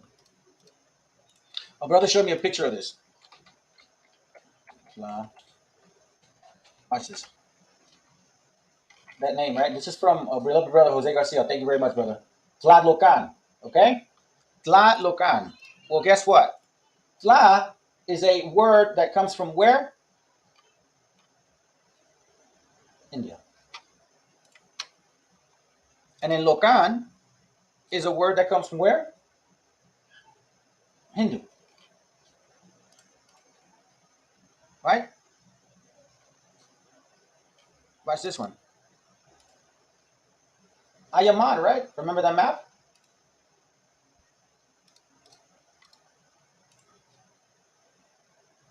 Ayaman. Ayaman means something in Hinduism.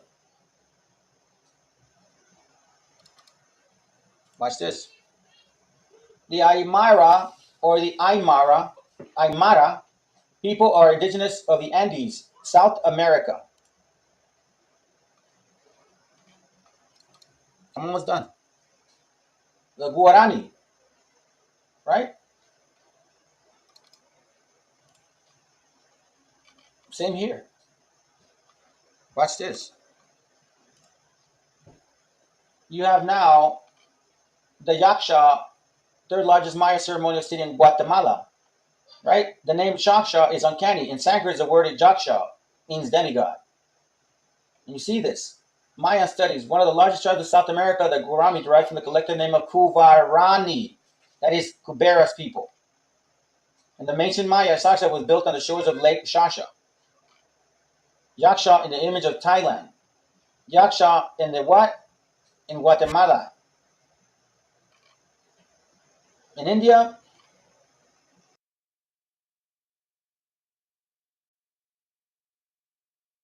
in Honduras, the monkey god. The monkey god. Yaksha. Okay? Let me close some of these up because we're not going to continue. And again, I'm almost done.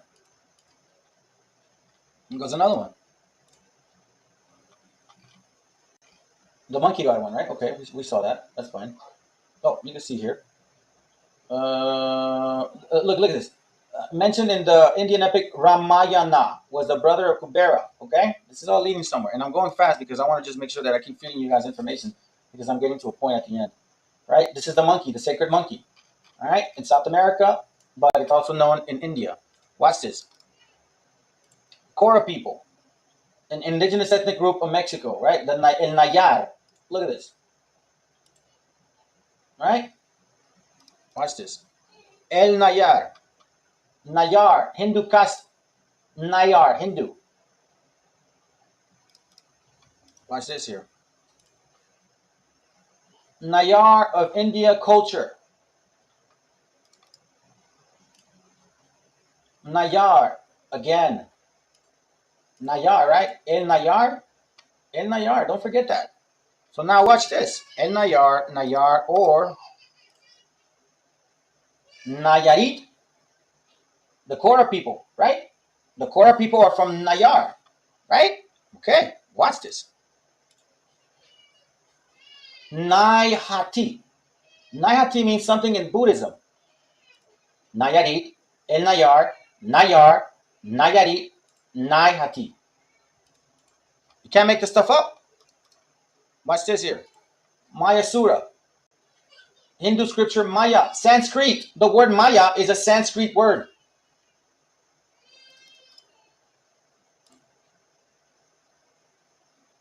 See this? Mahayana Buddhism. Maya civilization, right? Watch this real quick.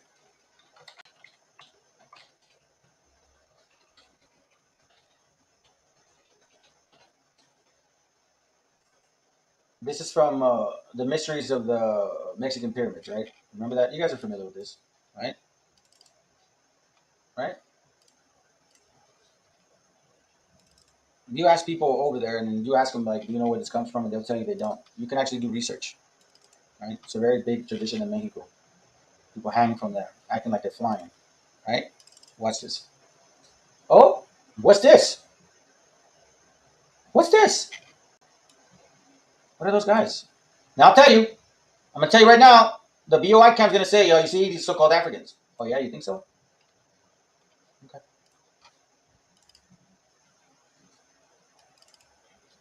That's what they are. These guys look Africans.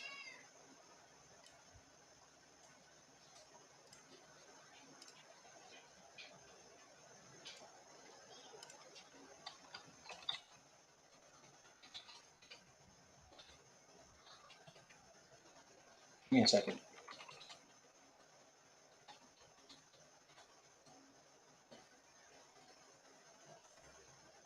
Remember these, right?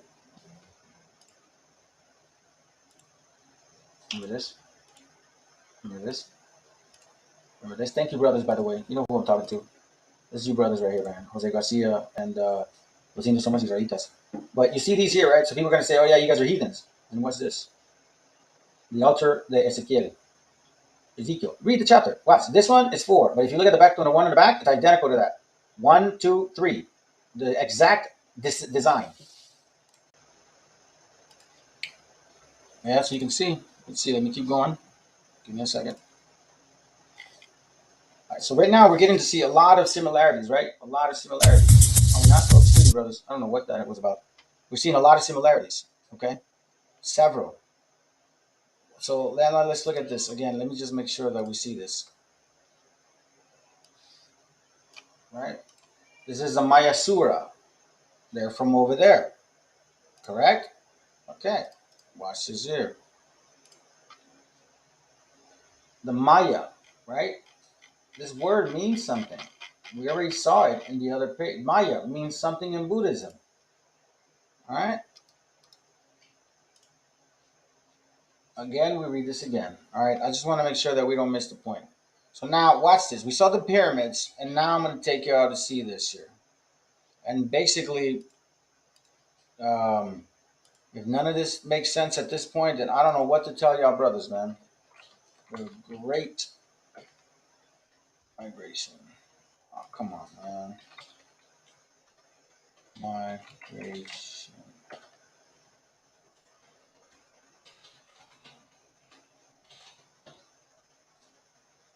All right, hold on a second, guys.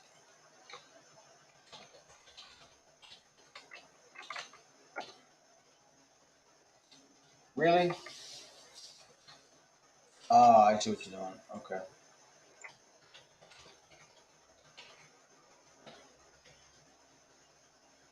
This is from a book called The Great Migration, page 125 and 126.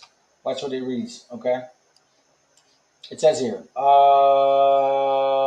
my point is here. These peninsulas has from the time immemorable been called by the name, watch this, of Joktan or Jokatan with the J sounded as Y and is now generally known as Yucatan. Yucatan. Remember this here?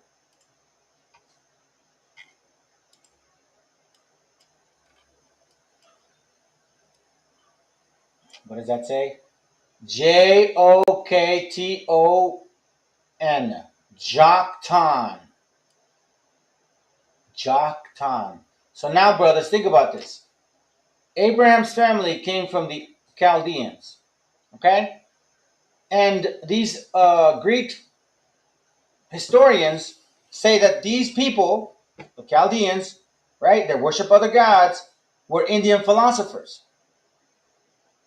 So now we see also that Abraham, Isaac, and Jacob married into their kind, their people, their ancestors, not Africans.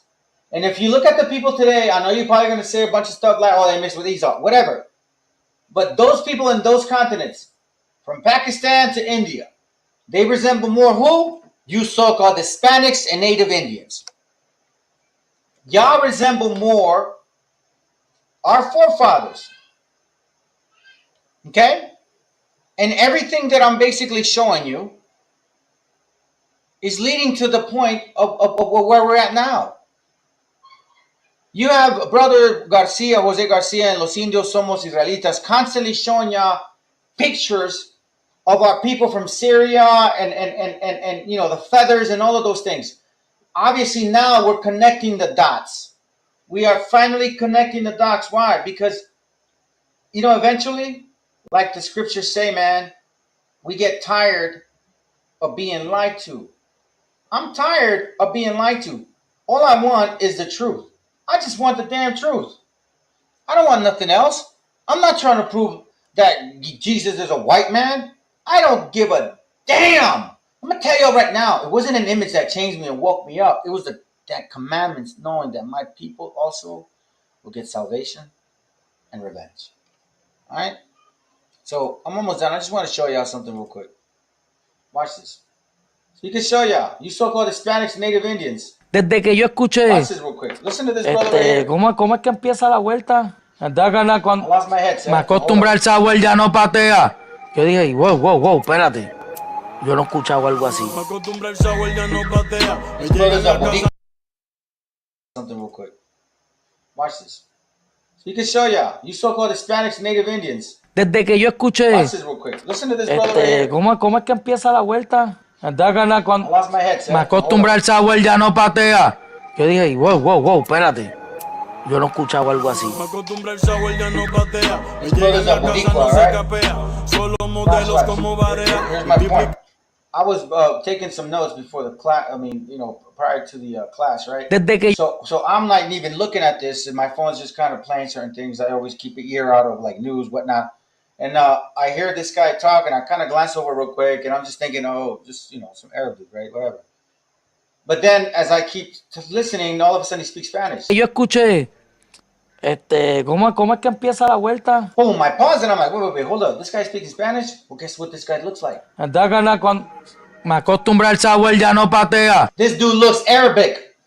100% Arabic. You so-called Hispanics and Native Indians, okay? You have to take history and scripture, right? You have to take history and scripture to get the real understanding. And it's clear that we have the history behind us. As for being discouraged or anything like that, man, that's the last thing y'all should need to be worrying about, because it's clear now. Signs don't only apply to curses. Our family customs will also identify who we are as people, as Hebrews. Our culture will do it. Our food is showing it. Our clothing, the name of our cities, the customs which our people still keep, and obviously the curses. So I'm going to say this. I'm going to say this to y'all. We now have the lock and the key to what the Israelites really looked like. So with that said, to you so-called Hispanics and Native Indians of indigenous descent, never again ask yourself, why don't we look like them? And you know what I'm talking about. Nah. The real question is now, why don't you or y'all look like us? Because the proof, the documentation, the history is in the pudding. That's what they say. We are proving through certain customs of certain people that we resemble them, which is why when Christopher Columbus came, he called us Indians because he thought we were them. Right? He thought we were them. Remember, guys, we did fall into idolatry. That is not uncommon. But when they also came here, just like how some were doing idolatry, a lot of our tribes were keeping the law, statutes, and commandments. And we have proof that these Europeans knew who we were. Okay? Again, Abraham, Isaac, Jacob, those are our forefathers. Sarah, Rebecca, and Rachel, those are the foremothers. Okay? It's not Jehoshai. He's not our forefather. And when you start using the word black, use it properly in its context. Anyways, y'all brothers and sisters, I think it makes perfect sense. When you consider all of these people in those territories, in that area, they look more like who? You saw about the Hispanics and Native Indians. Let's play this one more time. Yo dije, wow, espérate. Yo no he escuchado algo así. Me acostumbra el sabor, ya no patea. Me llegan a casa, no se capea. Solo modelos. Oh, and by the way, YouTube, I am absolutely not using this music for nothing. All I'm doing is just proving a point in regards to what this brother looks like. Como barea, multiplica el 100 es la tarea. Yo soy el cacique en tu propia aldea. Algo más que todo lo que te rodea. No te la creas. Recuerda que Curry la mete. Hasta que Lebron lo galdea, baja pa' la cuesta. Sí, le metió cabrón. Y si tú supieras que la presión era mía, yo tenía que sacar unas barras bien cabronas. Yo mismo dije, yo tengo que sacar un chanteo bien cabrón, porque este desconocido acaba de partir la canción. De verdad. Este desconocido acaba de decir unas cosas que yo nunca con 15 años de carrera he escuchado. So, yo tengo que meterle cabrón con él. Y yo le metí cabrón con él. Desde que yo escuché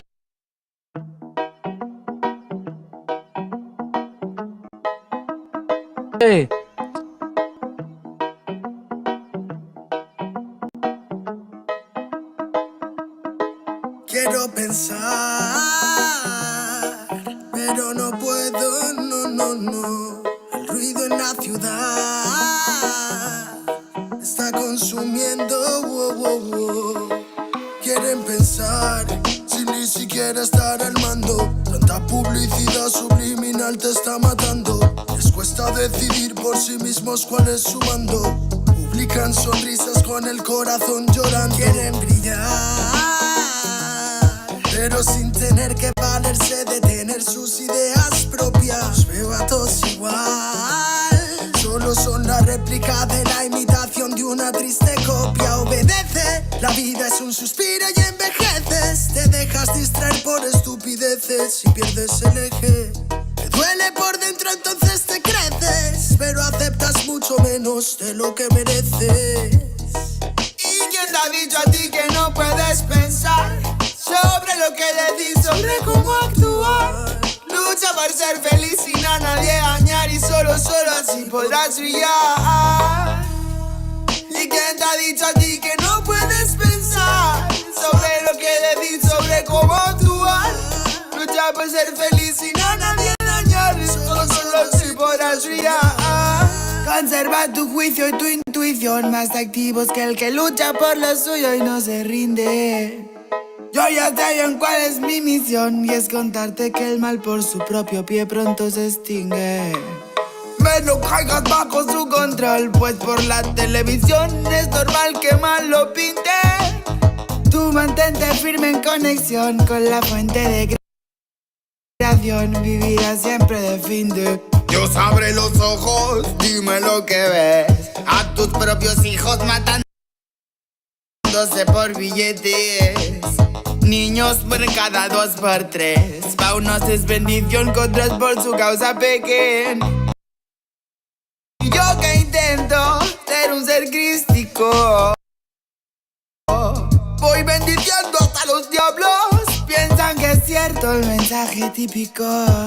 Dicen que invento lo del engaño, y mientras lucho contra mis errores, demonios escucho, me ofrecen soluciones, pero sé que hay un ángel que quiere que mejore. Me dice haz un trabajo interno antes de que lo ignores, antes que otra vez llores y se llenen los mares de pena y de dolores, ya que en mi mente no caben. La paz no va en un sobre, somos algo importante. Nunca te revelaste y por eso no lo sabes. ¿Y quién te ha dicho a ti que no puedes pensar sobre lo que le di, sobre cómo actuar? Lucha por ser feliz sin a nadie dañar y solo así podrás brillar. ¿Y quién te ha dicho a ti que no puedes pensar sobre lo que le di, sobre cómo actuar? Lucha Lucha por ser feliz sin a nadie dañar. Solo si podrás brillar. Me desperté tan cansado, me sentía mal herido de todo lo que he pasado. No me quita lo aprendido, por dentro me he perdonado, pero casi no me olvido. Oh. Me desperté tan cansado, me sentía mal herido de todo lo que he pasado. No me quita lo aprendido, por dentro me he perdonado, pero casi no me olvido, no, no.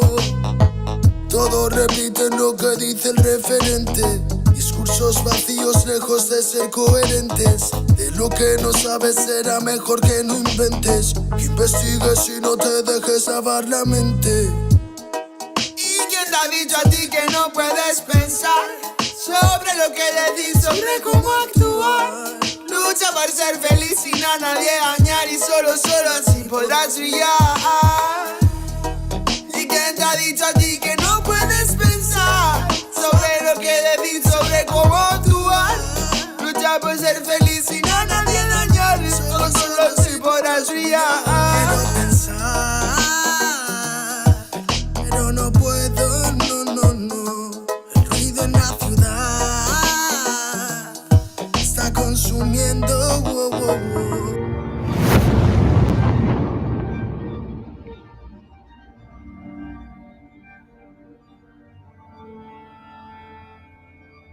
Ical, hijo, abre los ojos.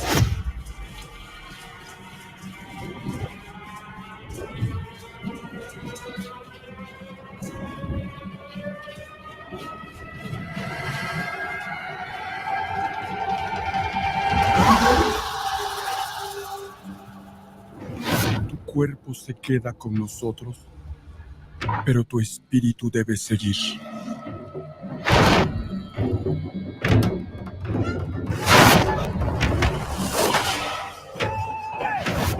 Busca la luz. Aléjate de las sombras. Deja que nuestro dolor sea tu fuerza. Desde aquí iluminamos tu camino.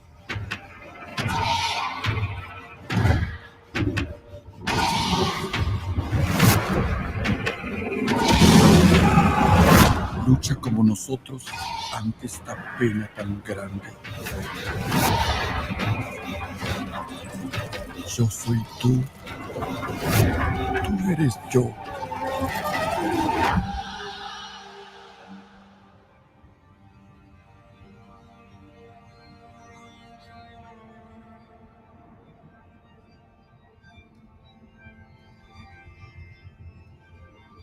La muerte que hoy nos separa, mañana volverá a unirnos. Eres libre, hijo.